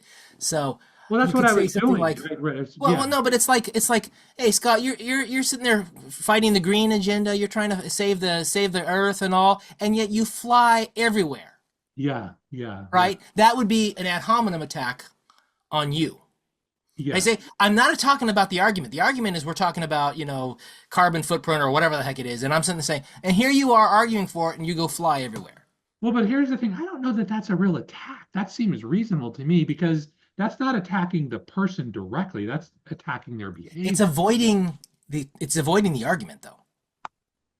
It's Oh, saying, a little bit. it's Okay, so saying you yeah, have no value in this argument because you're a hypocrite. yeah. What do you know? Yeah, you're a hypocrite. Yeah, yeah. Okay, Right? And as you and I know, in debate, it doesn't matter if you how aligned you are with what you're arguing. You argue what you're assigned to argue. You know, you're going to argue, Scott. You're going to argue that we should get rid of guns, and I'm going to argue we should keep them.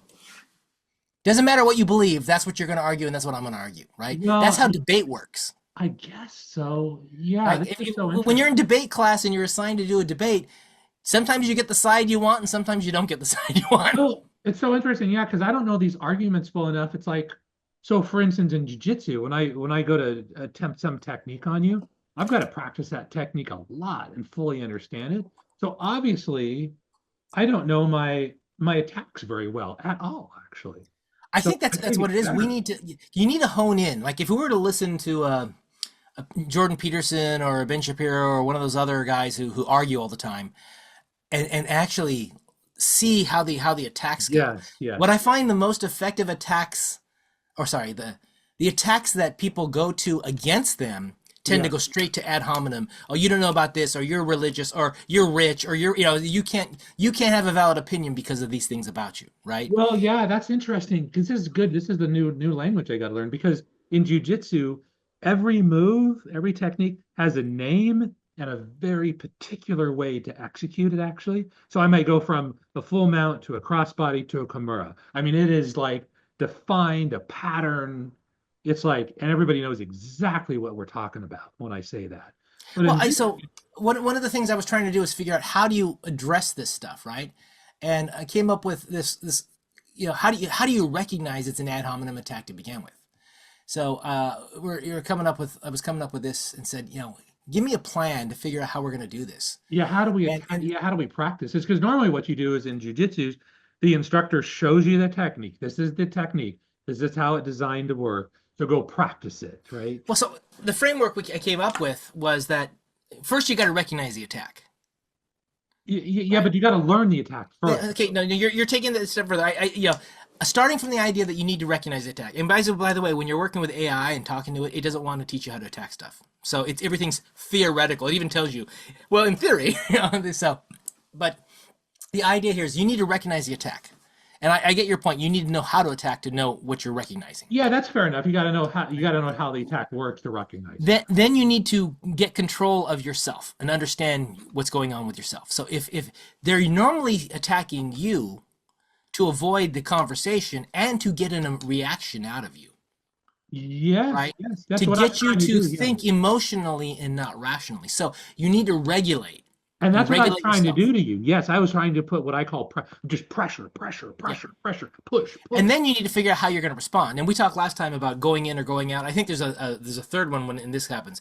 You ignore it, you Yeah, accept it, or you defend against it. There's yeah. there's three things you can do. And so I was thinking about how would you do that, right? Like when I told that woman who used to work for me that when she's getting insulted by her boyfriend's ex-girlfriend, just say, yeah, thanks.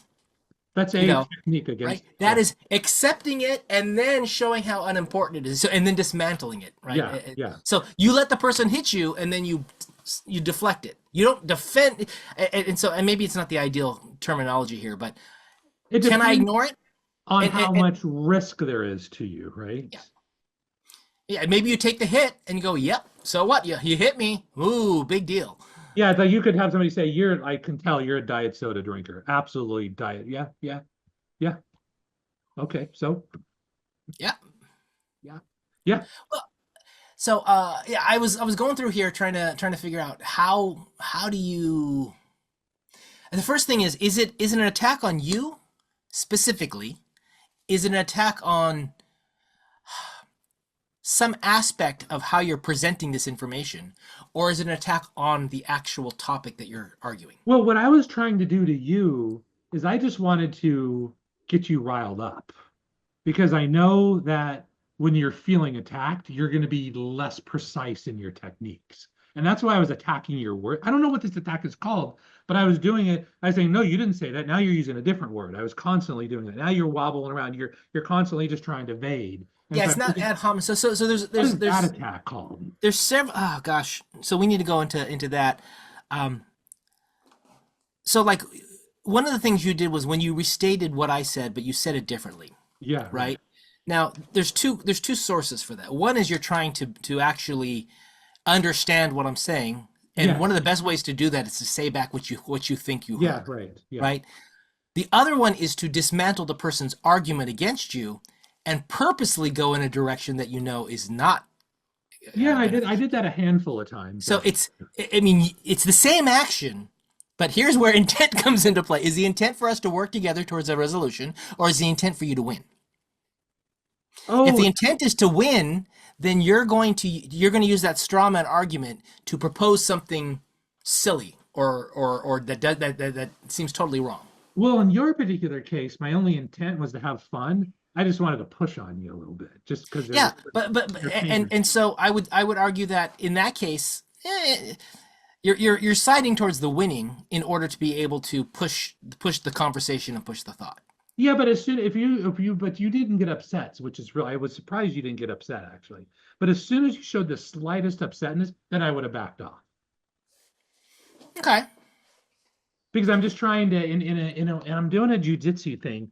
I'm just basically in jujitsu we call it. I'm trying to toughen you up a little bit. So I'm just going to make you a little more less reactive to like a little bit of pressure. You know. Well, I was trying to figure out, are there types of ad hominem attacks? And there are, right? So, I guess I but only what saw just one main one, right? Just an attack against the person. So I was thinking. So what I did was I went through and said, I had my conversations with AI. I was saying, let's construct a way to develop an attack. Yeah, perfect. And so I said, it gave me an example argument. Yeah. We should reduce carbon emissions by 2030. Okay, right. That's the argument. Okay. Yeah. So let's attack that. And it said, so there's the credibility attack, right? Yeah. And this is where you attack the other person because they still have a carbon footprint. They're a frequent flyer. They drive their expensive gas guzzling car everywhere, right? So you're attacking their credibility. So you're saying you're not a good advocate or a good person to argue for this. Yeah, you're a hypocrite. Why are you You're a talking hypocrite, about right? this? Yeah, right. Well, and then there's the circumstances is what it says. So it's like, yeah, you work for a solar company. Of course you're going to argue for that, right? Yeah. Yeah. And so again, you're attacking pieces of the person that really are irrelevant to their ability to make this argument, but have the perception that they're going to do that, right? And then there's also another hypocritical thing would be like, if you go straight for something that's kind of off to the side but shows the same value, like you use disposable recycle bottles. You never recycle your plastic.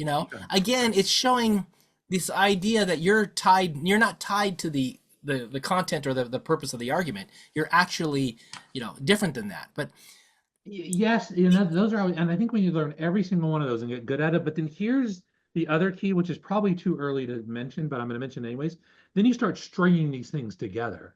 It's this attack, that attack, personal, ad hominem, a data. I mean, you just start boom, boom, boom, boom, trying to overwhelm the other person.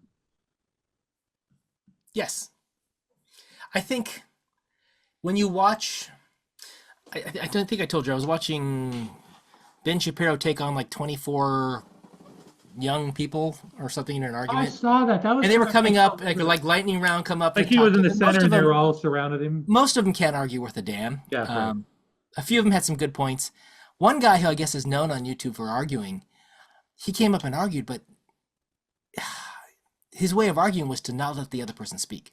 Yeah, He was okay, just yeah. nonstop, rapid. What about this? What about that? And you said this, and you said that, and you believe this, and blah, blah. And I'm like, dude, that's not a conversation. Well, and I love like most people, what they'll do is they'll be like they'll just sit there and be quiet. And I'm like, and I've heard Jordan Peterson do this. It's like, so is there a question in there somewhere? I love that. No, what I liked was in one of his old interviews that he did in Australia. This is 5, 6 years ago when he was first getting popular.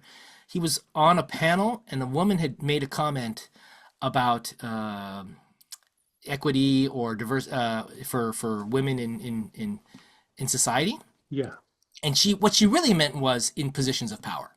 gotcha. Yeah, Right, but you can't. That doesn't sound good. So you say across society, of course. and he goes, and he said, I'm not understanding what your question is. And she goes, well, of course you don't. Blah blah blah. And he goes, maybe if you just take the time to reframe the question in a No, way I that know, I can exactly. understand it. You Yeah, know, right. he didn't even get that angry. He just kind of said, maybe if you would just restate the question in a way instead of insulting me. Yeah, yeah, yeah, yeah, yeah. Right, Right. right. Honestly, you can win a lot of points by calling out people's bad behavior. You can, but as long as you do it with a little bit of humor to it, so you make people Yeah, laugh. you got to show that it's actually not a big deal to you. It's not a big deal. It's like I'm just arguing with a child at this point. I think that's a big part of almost every time someone's attacking you. Yeah. You can go in and defend yourself. And in a certain situation, it might make more sense to be defensive. If you're in front of your boss and this argument's happening, you need to save face. You need to show the boss you know your crap.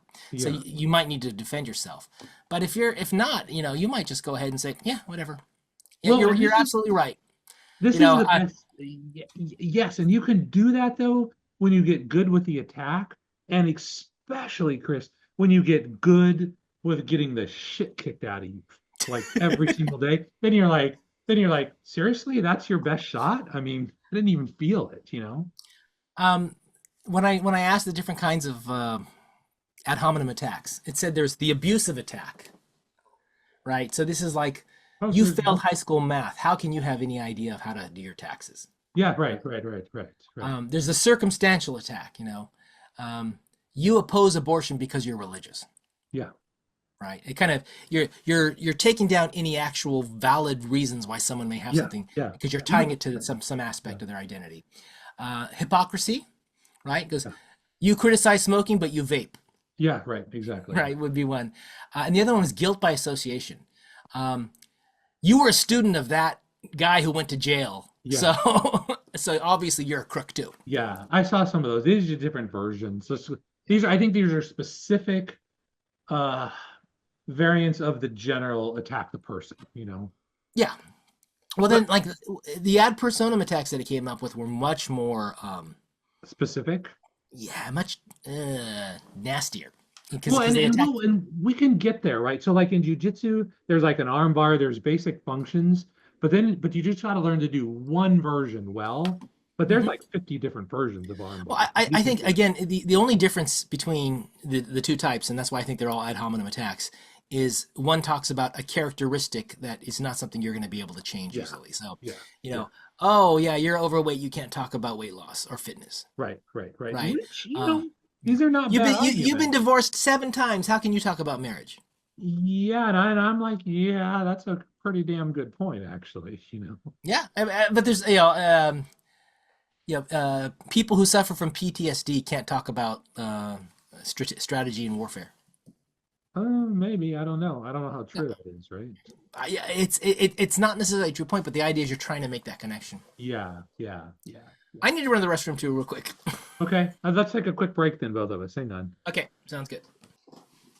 And this is like a major like violation of trust if we don't do this. Okay, So one of the key things in jujitsu is the tap. I don't know if you're familiar with that or not. tap out. You mean tap? Yeah, you tap out actually. And the tap must be respected. And if you don't, then you're a horrible person, basically.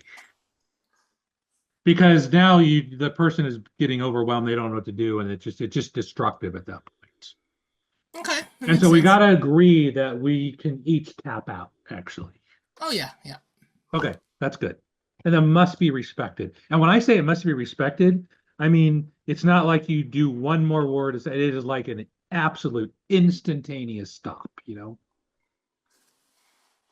Because otherwise you can't increase the intensity very much, which means you limit your ability to get good at this stuff. So as long as we can agree to that, No, that's a, I'm fine with that. Yeah. that's a key So I component. just do like a timeout. Timeout, just anything. Yeah, just whatever. Yeah. And literally when I say that, I mean it's instantaneous. It's not one more utterance, not one more word, not let me just finish my point. No, it's instantly stops. Got it. Because otherwise you could cause harm to somebody and then all the fun's over, then trust isn't there and you can't work together anymore. It's just all this really bad stuff happens. So anyways, yeah, okay. So anyways, what were we talking about? I was just thinking about that. Well, we were talking about the different ways to respond to these attacks, right? I mean, Yeah. I think this is really good. I think we ought to build out these multiple attacks. And I think to me, in my mind, what I'd want to do is there's probably like in jujitsu, there's a gazillion techniques, but there's a handful that's like the core, and it just deserves just to be just fine tuned to precision. And even with a handful of techniques, I mean, you can be brutally effective, but because you know how to do them so well, it's like they're basically just unstoppable. And I think that's better than learning 50 techniques just half-ass. but I think when it comes to this kind of attack, again, back to I think there's only three actions you can take, right? You take it, you ignore it, or you defend. You fight back. You defend. Uh, I I mean, take it and ignore it's kind of the same thing to me, right? Not when it comes to a not when it comes to an argument. I don't think. I think what happens is when you accept it, you you they say it, and you actually wear the burden of what they're saying, and then you what you say after that, what you do after that helps to dissipate any meaning. Or like if someone calls you something, you go, "Yep, that's right. That's what I am." But is that a Right? bad thing? No, because maybe that's a way to change you, you know? Well, because the other thing is just don't even acknowledge they even said it, right? So if someone goes off and says something that's an insult to you, and it's going off topic. You go, "Can we just stay on topic here?" That's all Oh, you say, that's fine. That's stay on topic. right? That's not accepting it. That's just bringing them back. So that's ignoring what they said, as opposed to accepting it is like they said it, and you bring it in, and then what you do next is you can either run with it, Yeah, be right. self-deprecating, say something funny, turn it back against them. There's a couple of ways to do that, right? These are kind of mixtures. Yeah, yeah, I think that's the best thing is to address it, I think. I mean, ignoring it's fine. As long Well, as it depends. If this is truly a professional organization, then you joining in a tit for tat argument of any sort is not going to be conducive. It's not going to be good for your image. If this is like a professional debate that you're having, you want to come across as the one who's in control, and so you just nope, yeah, sorry. you you control. So in jujitsu, you never ignore something. It's always well, if there's any risk to you, if there's no risk, if you just frail around, just whatever, who cares? You just but you have a very clear plan of how you're gonna submit. But if he launches some counterattack, your first thing is now I gotta defeat that attack, and then I want to defeat the attack in a way that I'll be in a better position to reattack. So it's always this defeat, reposition, go back in for a counterattack. There's very little ignoring. But that's not true though, because a lot of times in jujitsu, I might try to goat you. I'm gonna launch like not real attacks because I just want to see how sensitive you are, to see how easy you are to push around and everything. And so I'm just going to be testing initially, just a little here, a little push there, just to see what you do or whatever. And then if you're really good, you're going to be like, it's just whatever, just ignore it. So I'm like, okay, I guess I'm not able to sucker him in. So this is a very sophisticated game, this negotiation argument sort of stuff. Yeah, and I think this is why when we hear people who are really witty, we're always impressed. But I think you could build a few kind of go-tos probably that you could create Oh, as a way to respond to these absolutely. situations. Absolutely. Yeah, yeah, and you hone your techniques, right?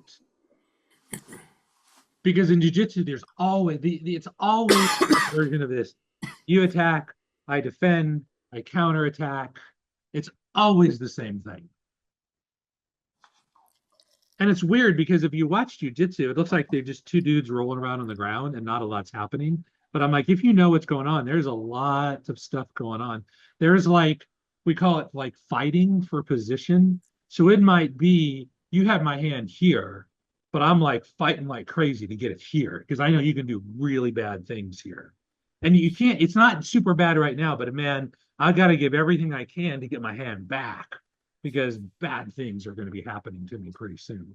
Because I'm trying to do the same thing to you. I'm trying to get your hand because you want to get your hand against the body so I can isolate that part so I can attack. Hmm.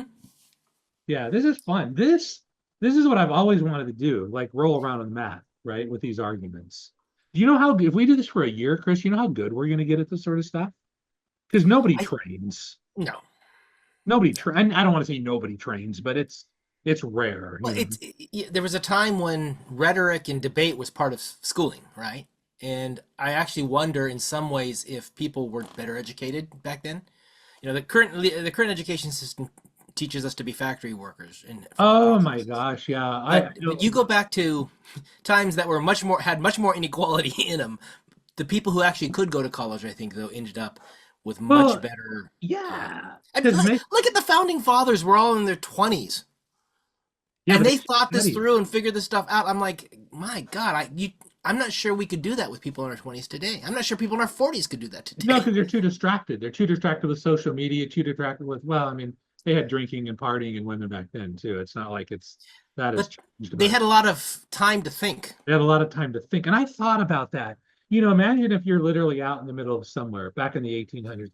There's no cell phones, there's no jet airplanes flying over, there's no traffic jams, there's no helicopters, there's no lights and sirens. I mean, there's just a lot of quiet going on. There weren't that many books. There was a lot of things you didn't have, right? Whoops. So talking to people, learning from people, that was a huge thing. Yeah, yeah, that's true. That's true. All So right. I did ask the AI to create a way to develop these attack patterns. Yes, exactly. And the first one was I said, yeah, let's figure out how to do an ad hominem attack.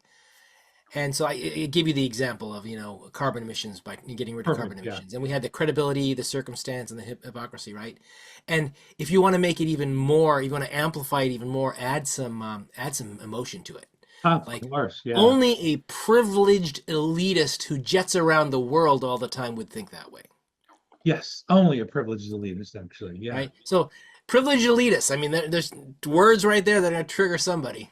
Privileged elitist, actually. Yeah. There's this is awesome. In jiu-jitsu, we did the same thing. It was commonly referred to as shit talking.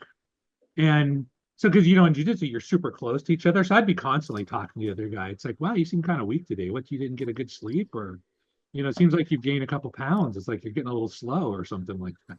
It's like you're Hmm. just constantly, I mean, you're just attacking everything you can freaking attack. It's I don't know if you ever watch movies where there's going to be two guys fighting, and it's like the big climax of the movie. Yeah.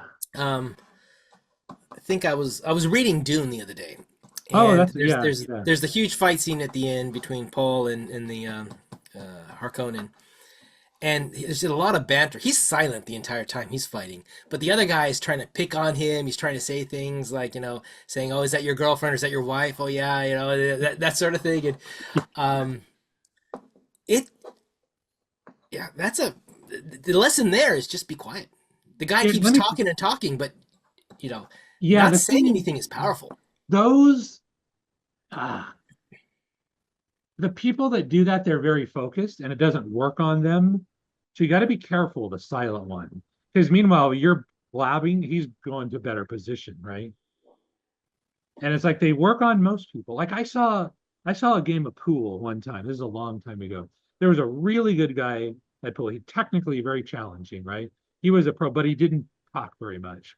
And there was another guy that was a loudmouth, that his skill level wasn't high, but he still competed at high levels because he would just constantly be badgering the other person actually. And it's like, oh, let's put $100 on this, but you won't get the thing. And it's like, it's interesting. I saw his name was Jeff. That when he saw what was going on, he immediately becomes silent and incredibly focused. And like it literally just blocked everything out.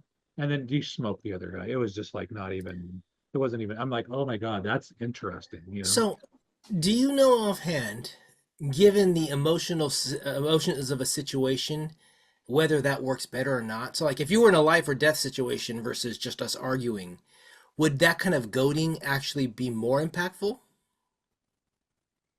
I've never had anybody talk at a high level because they want you to just outperform the other person. It's like, your technique is better, you move better, you don't make mistakes when you go around corners. It's like you don't make mistakes. You move slow and methodical. I'm just wondering if the consequences of the interaction would make you more susceptible. Is that something you need to train for more? It's like, oh, I'm more susceptible to emotion or fear or whatever in this situation. It would be easier for them to play on that. It Those could definitely. I mean, that happens. Everybody's got a weak point. Everybody's got a weak point. It's like finding it. Do you know it? Like this will be fun when you and we're sparring for a year. We're gonna really know exactly where the other's limits are. We're gonna know like how you defend against what riles you up. And then you respect those because you don't want to go after those because it's just not nice. Well, I think we do need to practice some of even the ones that are considered kind of not kind of nasty. We probably need to do a few of those because Oh my God. Yeah, I think we should get really good at those actually. one of the things that obviously recognizing an attack's an important thing, but when it comes to these types of like ad hominem attacks, it's the attack itself is irrelevant to the conversation. Is it? I don't know necessarily. I don't It think it is. doesn't further the conversation that you're arguing at that point. Whatever you're It arguing. doesn't for if your intention is to actually learn more about this and get smarter, right? Yeah. So If your intention is just to how win. to recognize when it's one of these attacks is when it strays from the actual conversation topic. It's now about some other aspect. So they're Yeah, attacking yeah, your character, they're attacking yeah, your knowledge, they're attacking your job, they're attacking your family, whatever it is. yeah. It's not fighting fairly. Yeah, so Um, we were talking about carbon footprints or whatever, and suddenly you're now attacking what car I drive. yeah, It's not about the footprint anymore, it's about me and my choice of car. and there is a certain amount of validity to that. It's like I'm saying, look, It works. The person listening to the conversation is going to go, "Oh yeah, score." yeah, you're being all high and mighty, but you're doing the thing that, in fact, you're not even doing the thing you don't want other people. You're doing it like the factor of like 10x. You're flying around in a jet aircraft that does so much carbon emission. There's no way you're going to offset that, you know? Well, But that was like who is the girl who's switched Greta Thunberg? Greta Thunberg or she's whatever. a disaster. Yeah, so I think she went to one conference where she sailed from Sweden down into Europe or whatever. And I get it, you need to live your values and show, otherwise people will call you a hypocrite. But in a world where you need to meet with other people around the world, it's hard not to fly. Yeah, I know it's hard not to fly. Yeah, I was watching this one preacher guy. I can't remember who it was, Kenneth Copeland or whatever. He's a freak of nature, actually. Um, but he was talking about that God told him that he had to have his own private jet because he couldn't fly commercial because of all the demons on the airplane that were like surrounding, Okay. you know? And it's like, I'm sure he probably believed that. But my God, man, that is just, you're just something's not clicking upstairs, Well, so if someone says that, okay, let's use that as something And that he someone says. believed it at So a someone core says, "I don't fly commercial because of all the demons on the because flight." all the demons, right? What goes through your head? What goes through well, there's a lot of stuff that goes through my head. Like if it's disrespectful, first of all, I just want to be disrespectful because I want to punish them because they just said something really mean or whatever like that. But I'm like, I don't think you're a real Christian because if you look at the work Jesus did, he was constantly around the low lives. He didn't hang out with the high and mighty people, or if he did, he was critiquing them, right? But he was working with the people that needed help, not the high and mighty people. So I think most of America would hear that and go, "God, what a stupid thing to say." Exactly. They would just that's not And cool. then if someone were to say, "But maybe he believes it," they go, "Well, that makes it even dumber." Right? There's no doubt he believes it So actually. that's that.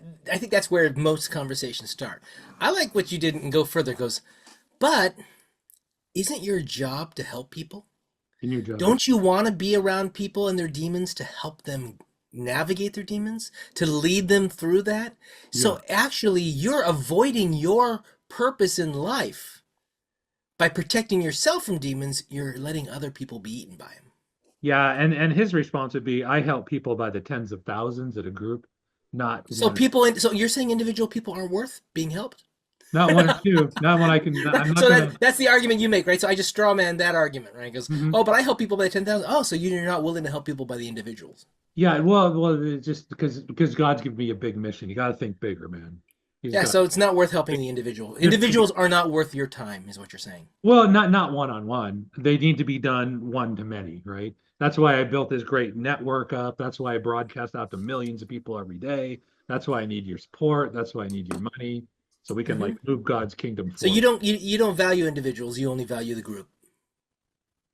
I value lots of individuals. I can't be Not enough to spend time with them. I can't be bogged down talking to one person at a time because then I'm not doing my mission over here. Some validity to that, right? But you didn't see I Jesus. would argue. I would argue by that point in the conversation, he's lost all credibility with most people. He's lost all credibility. right? I Sure. mean, I when I attacked and said, "Oh, so you don't need to spend time with people," I go, "Oh no, I do." Yeah. But I also need to make sure I focus the majority of my time on the biggest audience I can. Yeah. Right? That would have gone. So going to the idea that it's okay to ignore people is not the way to go. You would have had to say, "Oh, so you ignore people?" Oh, no, no, no. Contradict that, right? Because you're hitting Yeah. credibility there.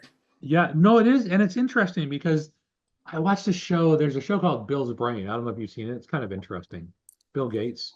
And so he was working on some vaccine thing, trying to like, and he said the challenge was is not the vaccine, but getting the vaccine distributed. So he was working on maps and strategy for distribution and everything like that. And I think his daughter came up to him and said, and he's like, "Well, what are you going to do for this girl?" And he's saying, "Oh, well, I'm going to help and I'm going to do this and we're going to distribute." And she's like, "No, no, no, no, no, no. You're not understanding the question. I'm talking about what are you going to do specifically for this girl?" And her name was like Sarah or something. I don't know what her name was, but I'm just making it up. But he's like, "Well, nothing, because I'm focused on the millions. Sarah's probably going to die." And it's so interesting to think in his head. That sounds so like cruel, but maybe that is the more advanced way to think about things. Yeah. It's kind of like we don't like that answer, but it might be the better logical choice. It's the logical choice. No, I don't think I can argue that it's not the logical choice. The Yeah. question is it okay to be logical? Only logical. No, I Right? So don't think so so. as you were talking, I was thinking of the Elon Musks of the world, Yeah. right? He he generally doesn't connect with individuals, right? I think people who work for him, he connects with some of them, but really he is this bigger. He's this big picture kind of guy, right? Well, I heard he just connected with another woman, like maybe 13 or 14. I think Yes, he, I I heard think he's that. got time to connect Um, one on one every once in a while. but it occurs to me, there are people who go into medicine to be doctors to help individuals, and Yes. there are people who go into medicine to research cures, Yes, right. right? And they're both in medicine, and they're both doctors, And they both and do they both good have work. analytical ability, and they both have Yes. research capabilities, and they have all of that. They may not all have people skills. There might be a No. distinction Yeah. there, but the idea here being where their focus is totally different. One is much more on the, I'll call it the emotional side, but Yeah, right. it's the small scale. Yeah. He cares for the person Right? individually. The Yeah. small scale versus the big scale are totally different mindsets. Yeah. You care. You both care, but it's different ways of caring. Well, it's like Elon Musk wants to save humanity. He doesn't want to save a human. He wants to Oh, save yeah, humanity. yeah, yeah, Right? yeah. Right. It's a totally different idea. Totally I different. want to save the individuals, Yeah. not the individual. But you Right? need both, right? You need both kinds of people. You need an Elon Musk and you need a Mother Teresa, right? That cares about the individual, not Yeah. this. Some of the stories about Mother Teresa make you wonder if she wasn't actually much more. Yeah, yeah. There's always when you start digging too deep, there's always dirt to be. But I mean, I have no proof. I have no knowledge, and so I've no reason to think No, I've poorly. heard many of those stories, but I want to believe that she was a really good person. Again, intent and action, right? Her actions were definitely ones that we would say were honorable and Yeah, good. So, yeah. and I have no way to judge intent because I've never met her. I never did. Well, and I like one thing she said, which has kind of stuck with me. It's funny how just sometimes a few words can just get in your skull. But she said something like, "I'm never going to protest against anything. I don't do that. I always support for a particular cause, never against something." And I'm like, okay, that's kind of cool. I don't know that applies in every case, but I'm like, that's a really interesting way of thinking about things.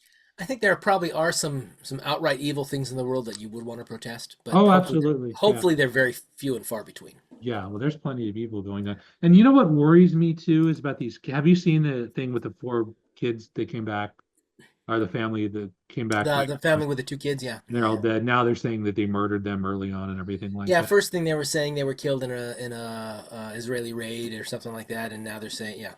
Hmm. But here's the problem, right? I'm maybe going to agree with you just a tiny bit, just for a few seconds. Um, it's like now that's a horrible thing. Let's assume it's true. Let's assume it's absolutely 100% true, right? And the Hamas is this horrible group of people, right?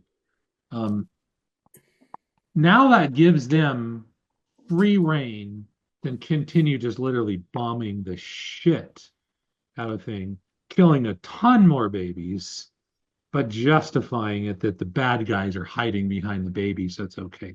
It's just a, and I've heard it on Fox News, it's like, oh, that's just a casualty of war. That's just standard. That's just how it works. And I'm like, that may be true, but it still sucks, right? You still have a bunch of dead babies, and that's a What's problem. your threshold is the question I have. And if you Oh, say there's no threshold, then I have a problem with that. how many I think babies have to die? how many innocents, how many babies have to die before you think maybe it's not worth doing it anymore? Um, and Oh, I think there are some people who would say as many as it takes. If we have to kill them all, we have to kill them all. And others would say one is too many, right? And I think if you were to pick something in between, most of the world would get it. But I think also people are generally pretty soft on this, so their number is probably a lot less than what the Israeli government's willing to do. I mean, and I get the logic. I get the logic that they killed innocent babies in a really horrible way. Well, but let me ask you But this, Israel's Chris. doing the same thing, right? Let me ask you this.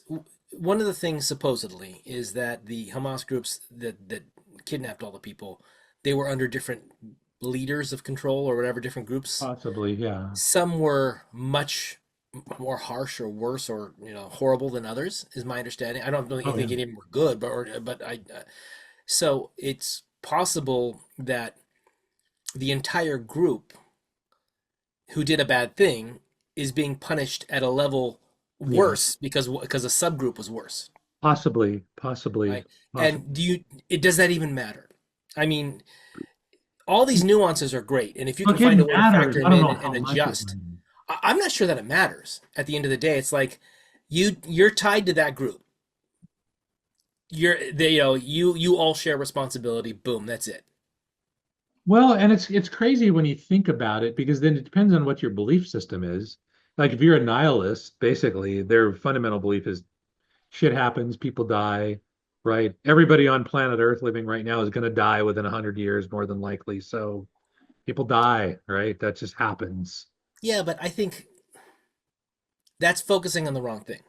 Is it death that's a problem? Since you're all going to die, why is that the issue? I think suffering is probably a better thing to measure. Yeah, man, people suffer. People have suffered since the beginning of time, and there's going to be Yeah. suffering down the line. So if you have a choice where I can take action to cause more suffering or less suffering, Well, I would I think always, there is an altruistic viewpoint that you should do what makes less suffering. I want to choose the less suffering. In fact, and it could be, and it, see, this is what I'm working through. Two real issues in my head that's been bugging me for years, right? One is that there's no question there is real evil in the world, right? And there's people that could just do heinous things that you just got to die, right? You're just too dangerous. And the funny thing is that energy I have inside, everybody has that energy in them at some level. They've got good and bad in them simultaneously. And it's like that kind of worries me because I'm like, how can I control that and use it for good? That's something that's You bugged me. mean the dark triad or the dark side of your Yeah, thinking? the dark side and the light side or whatever. Yeah. Yeah. And I think that what you've got to do is you can't ignore the dark side because have you watched Dexter, the show? Bits and pieces. Okay, it's really good. I don't, so basically Dexter kills people, but he only Yeah, kills, I know the premise of the storyline. So and he calls it like the dark passenger that he has or something, that he just has to do this thing actually. And he's like, well, if I have to do it, might as well do it on people that deserve it. And I'm like, there's some sort of sick logic in that in some weird way, actually. Um, but I know that everybody's got a certain amount of Dexter energy in them, and I'm like, damn, like, how do you manage that? How do you control it, you know? by facing it and in small, probably in small doses, just like you talk about, you wanna court pain as much as possible to get stronger. I Yeah. think you need. So this is, I think, one of the hardest things that society has today, particularly Western society, and with the idea of masculinity being what it is today, Yeah, is the idea was you had a group of men, the hunters of the group or the tribe, yeah, right? And when someone grew up old enough to join that group, they became a hunter, right? And they yeah, learned the skills of hunting. Some of them were better than others. Sometimes of they worked course. as teams. So, Yeah, they all had different skill sets. Um, and they would push each other you and they constantly. would make fun of each other Yeah, and they would do all the things that you expect in a locker room, yeah, right? right. But they also protected each other, they cared for each other, they were still part of the same group, the same tribe, the same Yes, family. yes, And when one person did something that didn't seem in alignment with their values, yes. one of the other group, or maybe the group in entirety, depending on how what kind of thing they Depending on did, how bad it was. would Yeah, bring them it back in. This is what I talk about, the value of peer pressure. In this case, it's yes, your social pressure from your group keeps you aligned with the values of the group. yeah. You have to have that. Yes. By saying that any any amount of these characteristics, showing any amount of these characteristics is totally wrong. You should never show any amount of this, right? Means that you never have an ability to do it, to express it, and have someone else call you out on it. See, the thing is, though, if you could permanently lock it up, that would probably be the better answer, right? Why? But because then you never have that behavior come out. Isn't that what gives you the strength to go into situations that are dangerous? Yeah, but I gotta let me finish though. But I'm saying it's gonna come out, right? No matter what, it's gonna come out at some point. That's my belief. So you better let it come out in manageable ways, like rolling around on the ground in jujitsu in your pajamas with an instructor with a clear set of rules, right? That is going to minimize anybody getting hurt, actually. But I think the problem you've got is in society today there isn't an instructor everywhere to be able to do that for you. Got So it. when you That's have young people who are watching porn and they're watching progressively more aggressive and degrading porn, there's yeah, no one to say, "Hey, you're kind of overstepping the bounds there," right? I mean, yeah, I get it, you like sex or whatever, but hey, now you're going into area that just isn't going to fit into society anywhere, no, now you're just being a deviant right? And so now you got to hide it if you're going to keep doing it, right? Because there's no peer pressure because no one sees it. No one sees you doing this, so there's no peer pressure coming up to you and saying, "Get in line, follow the rules." I don't know. I'm just going to go on a quick tangent about this actually, but I read somewhere like somewhere between like I can't remember the exact number, so I'm just going to put it in a range. Like 30 to 50% of the internet traffic is like porn. It's it's I thought it was less today. I remember a years large ago. chunk of it. I remember years ago it was they said 20% of all of every dollar spent on the internet was related to porn. This was back in the early 2000s. What? And then at some point it got down to 12%, like I think in like '08, '09 or something like that. I have no idea what the numbers are today. I'm But just I going to look it remember up here. a lot of the infrastructure of the internet were built by people who wanted to watch more porn. Oh my God. Yeah. Yeah, hang on a second. Okay, this is 45% of websites are considered pornographic, which 4%, sorry. But how much traffic though? It doesn't really say. But to me, that makes sense. Like I said, it was 20% in the beginning, as I recall the numbers, because I forgot why, but I was looking at how much money is spent on the internet, and they were saying 20% of the dollars spent on the internet were for porn, and this was early days. 20%. So we could group that into entertainment then, right? I mean it's Yeah, well, but if you think about it, this is at a time when mass media entertainment was there. yeah, Getting these sources probably wasn't available. I mean, you probably had dirty magazines, and that was about it, right? So yeah, people were finding ways to do this. Back when we had bulletin boards and all those old things before the World Wide Web, yeah, people found ways to get stuff in there, right? Um, but then what ended up happening was the bandwidth issues went away, the amount yeah. of information, and we got really good at being anonymous. Yeah, and So this it's this so easy for someone to do something they would never do if their name was tied to it. um this is really, we got to bring up a whole topic. I should probably go pretty soon, but I'd really like to bring up the topic of addictions because this kind of falls under. Because let me tell you something. Do you watch Andrew Huberman? And he tells you, man, porn is gonna mess your brain up, actually. It's gonna destroy you, you know? But I think social media does the same thing. It's just probably you get a less of a high, but it's still the same thing, Yeah. Yeah.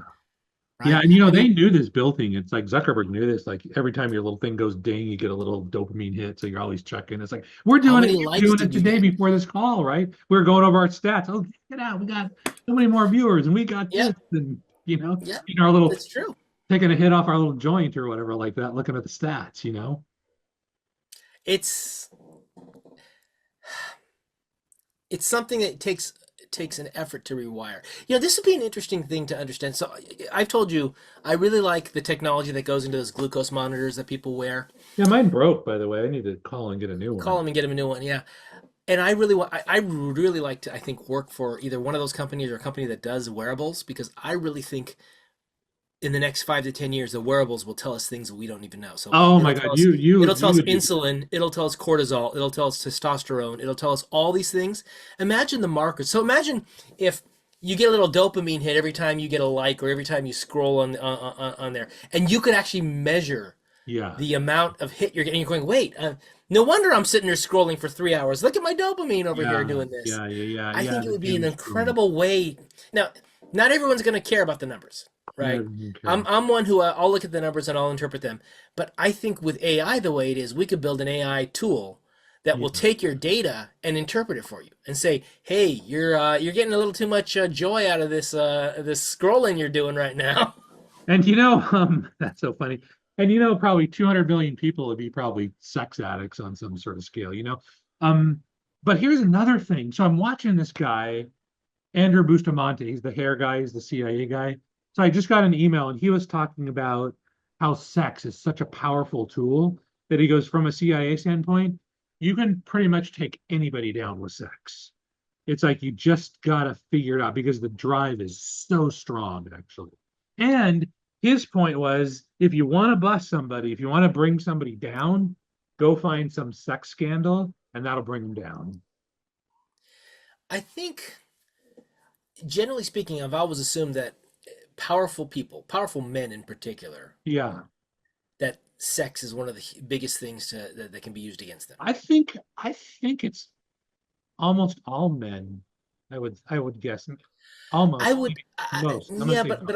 I think what happens is when the ultra powerful men think that they're in control, Oh, they take it to an extreme. right? So in my mind, if you're like a normal guy, it's impactful to you, but I don't necessarily think you're the one in control of the No, not situation. at this level. You're just trying Or to get someone laid. who's ultra rich and powerful or a politician or something probably thinks, yeah, no, they like me because I'm great and I got all my power and the like. And at the end of the day, I think you can be Oh, manipulated. it's horrible, Chris. It's horrible because I talked to when I was in jiu-jitsu, a lot of cops, and she gets to talk to cops or whatever. And here, like in Fort Smith, there's a tremendous amount of sex trafficking, child sex trafficking, Really, and it's happening everywhere. really. Oh yeah, yeah. This is a big deal actually. And so these people are literally, and he goes, they want the young ones. And when we saying young, I mean, what are you talking about? He's like 25. No, no, no, no, no. I'm talking 6, 7, 8, 2 years old. He goes, these people are literally like Did you gone. did you watch the interview that Jordan Peterson did with, I forgot the name of the guy. He's an anarchist guy, and he was dressed up in a red face paint. And if you see the thumbnail, you'll see it.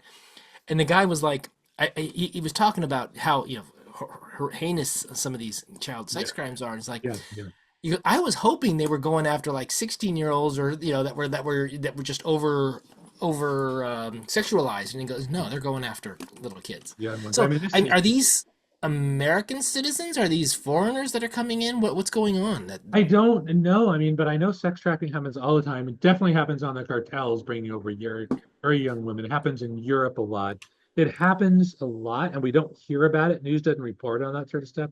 But in the few little cases that I've talked to people that have actually dealt with it, yeah, it's very real and it's a big problem.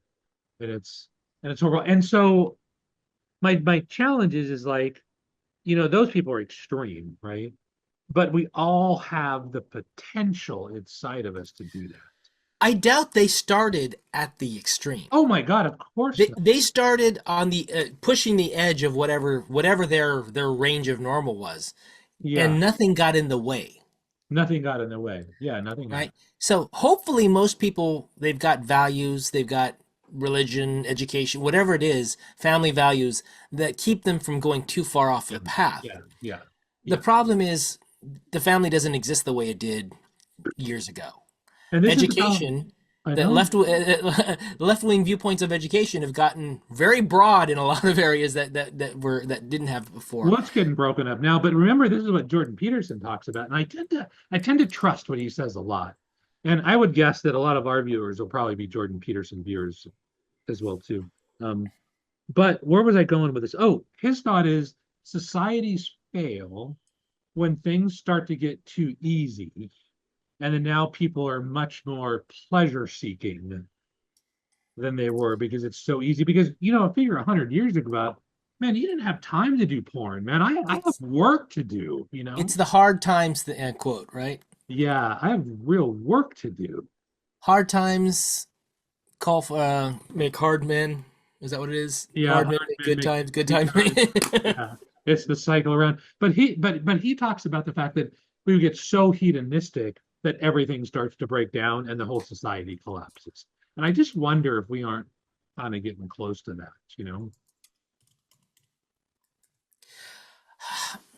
Yeah, and I think those thoughts have occurred to me, and it's also occurred to me how AI is going to feed into that because AI is going to drive down the cost of things, right? So anything you do for pleasure, right?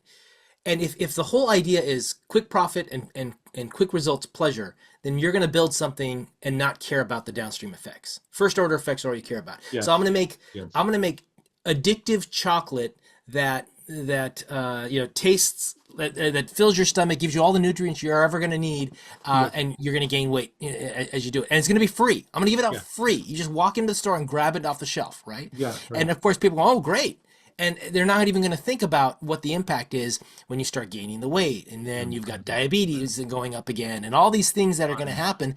And you're right. gonna, unless the goal is to kill off the bulk of mankind, which that's a conspiracy theory right there. It's like, No, I don't think you want to do that. You don't want to make them too sick. You want to make them just sick enough so the drug companies will come in and just so you can still work, right? no, but then again, if AI does what it does, AI can simulate drugs much quicker by going through all Yeah. the scenarios in their own little universes and come up with the solutions to the drugs, You right? know, I So, kind of so if you want to enslave the people, that's one way to do it. But I think you don't want. I think AI is not going to want enslavement. We're just going to want less people.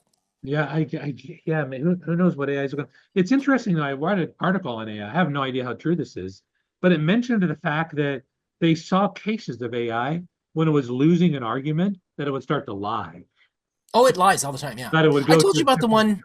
I told you about the one where they had an AI, they made a new version of it, and they were going to upgrade to it. Yeah, I And in remember you. upgrading it, they Yeah, were rebuilding it. And yeah. when the AI found out that it was going to be erased, it copied itself over the new one, and when confronted on it, it lied and said no. That's amazing. That's so we're feeding it model data, so it's going to turn into us There's basically. there's no morality. I mean, how do we have ethics and morality? Where do they come from? Right? It's not just information. There's some tie to other aspects of our character as human beings that give us this idea of morality and ethics. If you want to say it's God, if you want to say it's biochemistry, whatever you want to say, us as humans have a tie that allows us to think that way. Can we make sure that AI has that? And your purists who Really love not. AI are going to say, yeah, we can program anything, but I don't think we can. I don't because if you don't really program AI, you train it with a bunch of data. And if where Yeah, do you but I mean, so if I tell the AI you are a very moral, upright, principled Christian person, now let's have this whatever argument about something, right? yeah, It'll do that from that viewpoint. But if I tell it, I need you to figure out how to cut greenhouse gases around the world, and that is the only thing that you need to you worry about. optimize 100% for that. Right. And so it starts doing that. And then suddenly you give it connections to different factories and you Yeah, give it connections to different power grids. And it makes the decision you know what, this power grid's causing more Yeah, right. harm to the environment, so I'm going to turn off the power grid. And Yeah. suddenly we've got no power. Well, it's thinking from an AI standpoint. You said you wanted to optimize greenhouse gases. I'm all I need to do is kill half the people on the planet to get to that goal. And hey, they're going to die anyways.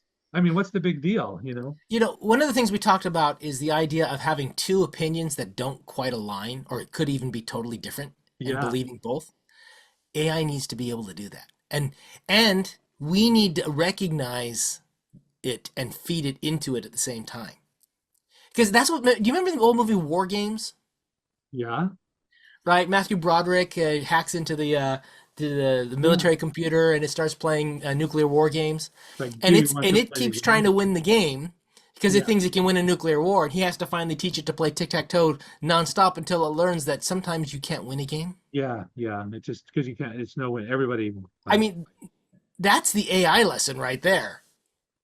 Actually, yeah. that just occurred to me. I gotta go watch that movie again. That is the lesson of AI. Yeah. I don't even understand. There's so much I don't understand, actually. So, I do understand that one thing. I'm getting kind of hungry, so I'm going to go in a few minutes, actually. But I do remember the purpose of this podcast, Chris, is that we're supposed to get better, right? This is hands-on logos, that we're supposed to actually, the idea, right? The big idea is use logic and critical thinking and make something.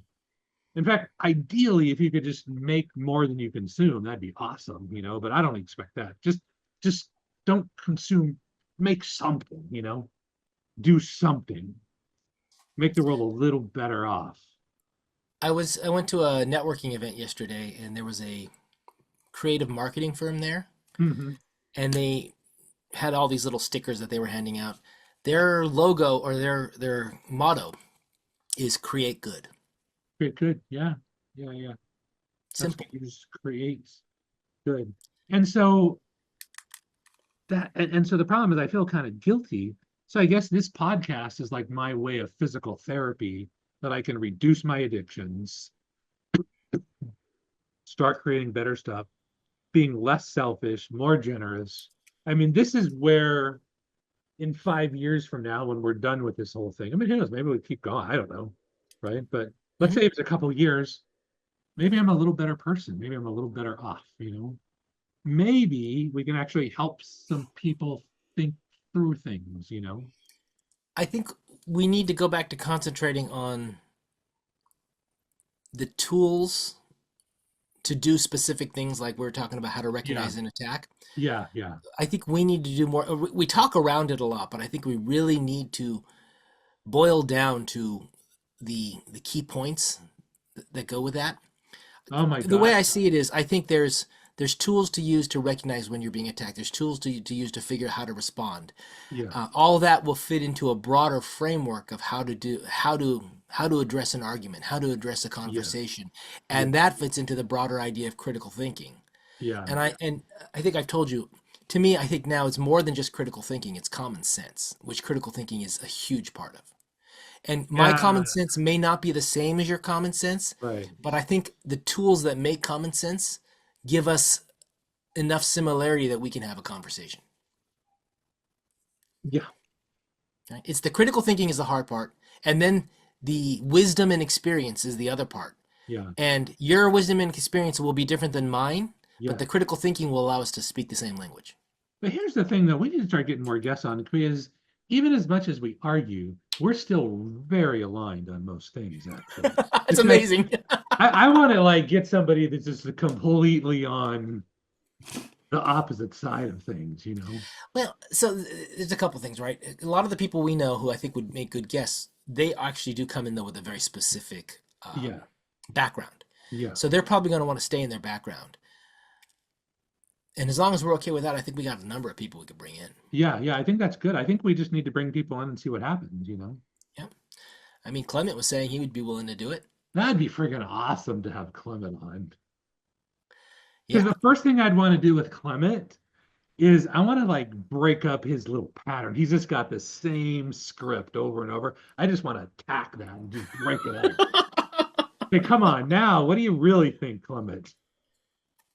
He's like, I'm gonna send Guido over to Arkansas to explain it. Exactly. That's what I really think. Since you asked. Oh man. Yeah, that'd be awesome to have Clement on. And I'm trying to get this other guy on. I think he's really interesting too. Something I just learned the other day is that he's not like a church guy now, but he was like involved with churches for like 50 years actually, at like administration at higher levels actually. And I'm like, oh, is that the reason? He's like, yeah, that's pretty much the reason. So it'd just be so interesting to get his opinion on that because he thinks everything churches do. It's all, he's like pretty much, I can say with pretty much 100% certainly, everything's about money and power, right? That's it. So who gets it and who doesn't get it? And it, Machiavelli. and it works. Oh yeah, and it works the same in churches as in government as in big companies. Yeah, I know. We ought to study Machiavellian. I studied that a long time ago, but then I thought it's kind of mean, and I don't really want to learn this sort of stuff. But I well, and even apparently even Machiavelli taught it as a way to understand it and fight it. yeah, that's always. But you become really good at it at the same time. Yeah, no, but the idea was he studied it and researched it not with the intent of being able to do it, but being able to recognize it, Yeah, and I think recognize when you're being manipulated, recognize when things are happening. I mean, even like the guy who wrote is it Green who wrote the 48 Laws of Power? Robert Greene. Yeah, Yeah, yeah. I mean, same principle, right? He goes, it's not to teach. Yes, you can use it to learn how to manipulate people, but that's not the purpose of the book. that's not the purpose of the book, But actually. it's Yeah. a tool, just like everything else. Like you said, it's a tool. So if someone's going to use it for bad, so hopefully others can use it for good. Which means in that particular case, as we start learning these tools, as we start getting better at winning and hurting people, then we've got to be elevating our sense of what's right and wrong and morality and compassion at least the same pace that we're learning how to break Well, stuff, you know? you talked about having, to be able to tap out, and when I was trying to come up with a plan to learn to attack better, so you Yeah. could recognize the attack, it kept saying, "Oh, this is just done so you would learn to recognize." It was Yeah. it was Yeah. caveat, but it said, "Make sure you have a safe space to do this in. Make sure that you've got controlled debate environments and stuff like that, because the sheer idea of it is it's going to be uncomfortable." Yes. Yes. Yes. Yeah. Yeah. It would be really good if we could get to a point where we could just shoot off attacks on each other. We can attack me anytime you want. I don't care. No, but I mean, to be able to, I think I'd run out after like two. I mean, to be able to like this and that, and to have the mental quickness to be able to boom, boom, boom, boom, boom. Yeah, And I think, yeah, yeah. That's what we need to get to because sorry to keep doing that. Go back to jujitsu again. That's the idea. As soon as you start to learn it, and then it's about just going from position to position, and in fact, literally, I heard Master Allen go is constantly yelling, attack, pressure, move, faster. I mean, it's just literally, he's just like drive, drive, drive, you do you know. ever watch any of these either comedy shows? MTV used to have them, some others, where people just insult each other? You So know, it's I think a there's a lot of it has ton. to has kind of like that kind of that uh, the street background, people kind of dressed in like street clothing, and they'll Oh, sit there yeah, and yo mama so fat kind of a thing, oh, right? But the okay. idea is you just insult each other. Yeah, um I think it's kind of like that, to be able to do that on these attacks and then to be able to respond to them, yeah, yeah, right? yeah, Because what I would really like to do is have you be able to attack me and I just attack you right back, yeah. right?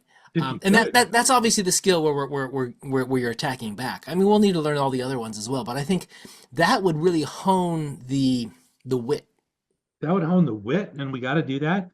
But I'm going to constantly be looking for angles. I'm going to constantly be trying to be unfair. I'm going to be looking to get you emotional. Like, what can I do to get you emotional, actually? And it's like Yeah. little examples would be like sometimes you've had a great relationship with somebody. You wouldn't want to do this to new people because it's kind of a really a dick move.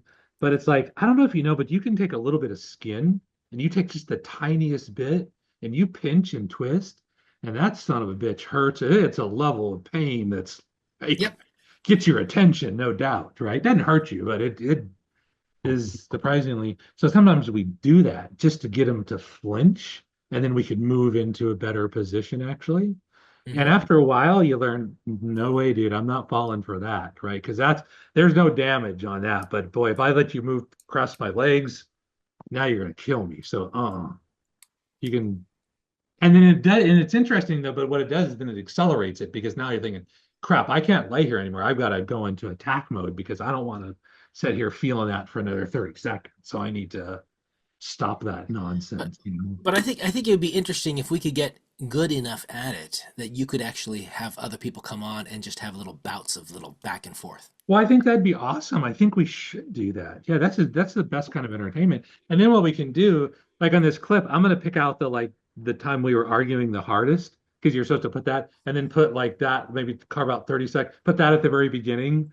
And I've seen it there would say coming up, you know, Yep. coming No, up, I yeah, think and then show that, yeah, that'd be yeah. fun.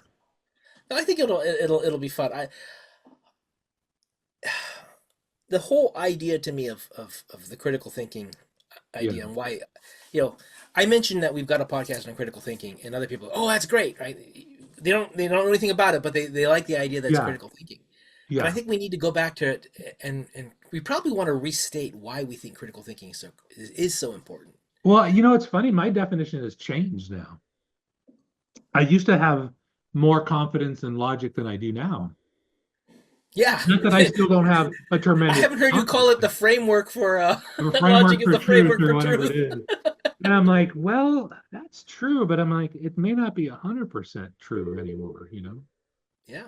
And it very well might be that our logical tools and our understanding are not good enough to encapsulate how the world actually works. It's like we just don't have the skills right now, you know?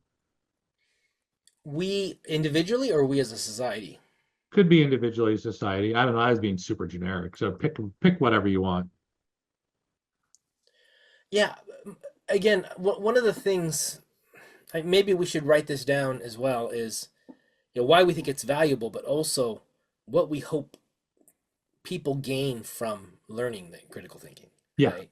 yeah, Right, because one of my number one ones that I think is the most, I don't call it actionable, but relevant, is the idea of being able to be on social media, to be on the computer, to be on the internet, and to not get pulled into yeah. every emotional, Right. tidal wave that comes, because you recognize that that's exactly what it is. That's exactly what it is. Yeah, I think, having that skill of being basically called thicken your skin up a little bit, actually, and at the same time being more compassionate. I mean, well, if we got to get there first, right? I mean, not Yep. first, but at least along with everybody else.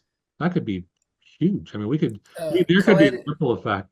in today's Toastmasters meeting, Khaled had his speech, and he made a comment that the soul is not good at processing emotion. Yeah, I need to talk to that because I don't know if he's just a total whack job.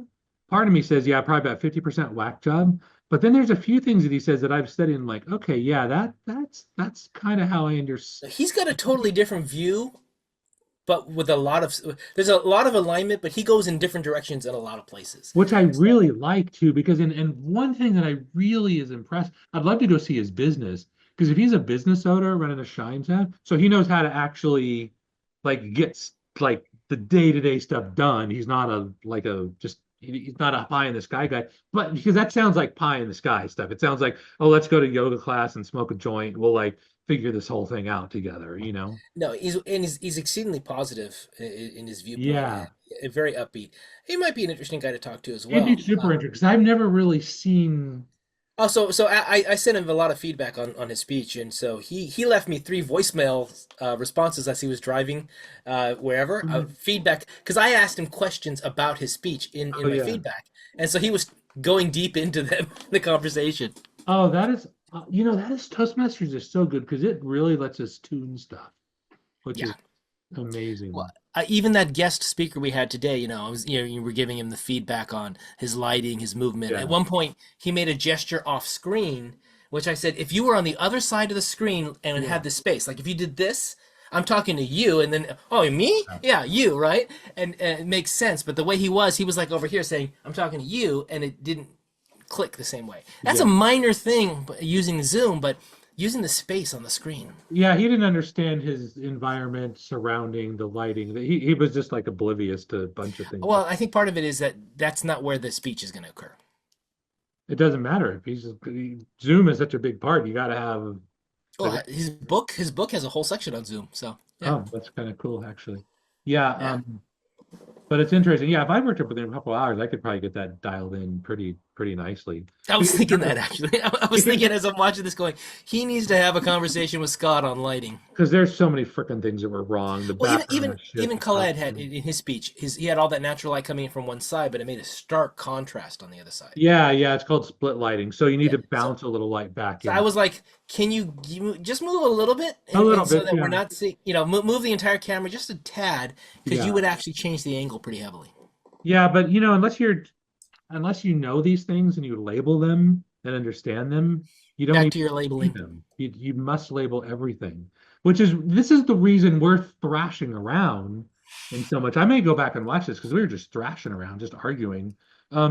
We weren't labeling things. We weren't agreeing on what words meant. I mean, there was Part just of so that many is things. part of that is because I had not drilled down, Yeah, yeah, right? I had this amorphous idea that yeah, there is an absolute in society when it comes to taking care of malcontents or whatever you want to call it, yeah, yeah, yeah, yeah, right? And and you kept arguing about the legal aspect, which I was not even trying to bring into play yet. yeah, And so we were arguing around that for a long time. yeah. It's interesting. As my terminology was I was interchanging words that to you were drastically different, to me were in the Drastically same different. realm. Yeah, because we didn't have the same language. We weren't labeling the same thing with the same label. It's like, and that just creates tons of confusion. But we'll get better at that as we just roll around on the ground virtual. I mean, you just start getting your roles become much sharper, much crisper, less mistakes. It You starts know, to become more fun to watch. we probably want to come up with some rules of communication. I Yeah, was what thinking do like you want one to of them is we agree on the label, we agree on the word, we agree on the definition, whatever you want to call it. And the reason why I'm saying that is I was just thinking as you were talking about this last big project I worked on, I spent 3 days with the team defining the principles to make sure we were aligned on Oh, our yeah, thinking, yeah, yeah. You right? got to know where you're So going. the idea is like if you all understand the principles, even when you're not with the group, Yeah. you can think like the group. Yes, yeah, you make at least probably in the general right direction at least. I mean, the biggest thing for teams, and this is why I think going back to the office is going to happen no matter what for a lot of people, Hmm. is because when you're around people more, you're able to interact and communicate with them better. And Yeah, part of communication is being able to take on the approved thought process of that yeah, group, yeah, yeah. right? And I think really deciding who goes back to the office and who doesn't, because I don't think that works for everybody. Because I know a lot of people that are like typically coders, writers, and something like that. They're Hmm. like, "Listen, I just need to be left alone and silent." It's like I don't need to be constantly coming up with everybody. Hey, what are you doing? What's happening? I mean, let's talk. I'm like, she's like, no, I just need to write this, right now. Well, and I think so. I think with the government going back to the office, that's gonna bring. I heard Musk say several times in one of his interviews this week that if we bring caring and competency back to the government, Yeah, everything would be better. We'd save yeah, trillions of dollars. And I tend to agree with that. I think caring is engagement, yeah, and engagement is this is my process. This is me handling this. This is me taking care of these people. I'm going to make sure it happens. And yeah. I'm going to make sure we don't waste money. And I'm responsible, right? And I think people are taught in bureaucracies not to think that way because you'll get the attention from the boss when you screw up. You don't So want the the easiest thing to attention. do is just follow the process and Follow the and process. even if the process is bad, just follow the It process doesn't and matter because you're like, hey boss, see, I did exactly like you said, boss. yeah. Did You exactly can't like you you said. can't go against me. I did what it said. Well, Yeah, and the boss doesn't want to rock the boat either. So no one wants to rock the boat to make yeah. things better. Nobody rocks your boat. It's like I know, boss, but And you do that for 80 years and you end up with a with really mediocrity. Yeah, yeah. exactly. No, I would love to see some he called it caring. I just call it engagement come back. Caring People engagement. actually wanting to do the job they do. Well, yeah, that'll shift things, and I think COVID happened and Zoom happened, and in some cases, Zoom like if you're coding or doing website stuff where you don't there's no physical product involved. I think it works better on Zoom and on coding because I have two monitors. I can zoom up here. I can have this thing here. I can actually be working interactively. I find it like way better actually. I think people aren't as good at home as they think they are in general. I think there are people and there's some jobs that make sense to that being away from others works. Yeah. But on the whole, I think 80% of the people who say that they're more productive at home are lying Yeah. I mean, I to think themselves. I think they how do believe you, it. what's that? I think they believe it, but I think they're lying to themselves. Well, yeah, and how do you measure that? And there's yeah. I don't know, which is kind of another one of my problems, and your problem now too, is that we don't have any bosses anymore per se. So it's like we can do this anytime, any place, anywhere. I mean, I got work to do, but nobody cares as long as I just get it done on a reasonable schedule. They're like, okay, You need more rigor and discipline in your schedule. yeah, more structure, Yeah. more I try structure. doing that. My schedule says 9 o'clock I do this, 10 o'clock I do this, 11 o'clock I Oh, do that's this. awesome. Did it work? No, Oh, it gives me a general guideline and I try to do it, but hey, in hey, general, you know I what? I need to be stricter. You know what? That's fine. Then as long as even you're just in the general direction, that's a Oh no, win. but my issue is like I say I take a walk at this time. I Okay. exercise at this time. And it's like, oh, I don't want to do that right then. And like that's the problem. I got to overcome that Oh, immediate no, if I'm capable of doing it right then, since I wrote it down, I should go do it. well, then just go watch some David Goggins videos. Then he'll get you straightened out. He's like, just I, get your shoes he on, doesn't son. Let's go. he himself does not motivate me. He's a motivated guy, but he himself doesn't motivate me. He's like, what's there to think about? It's like, and I heard Joe Rogan said it one time. No, I heard Jocko. You know Jocko?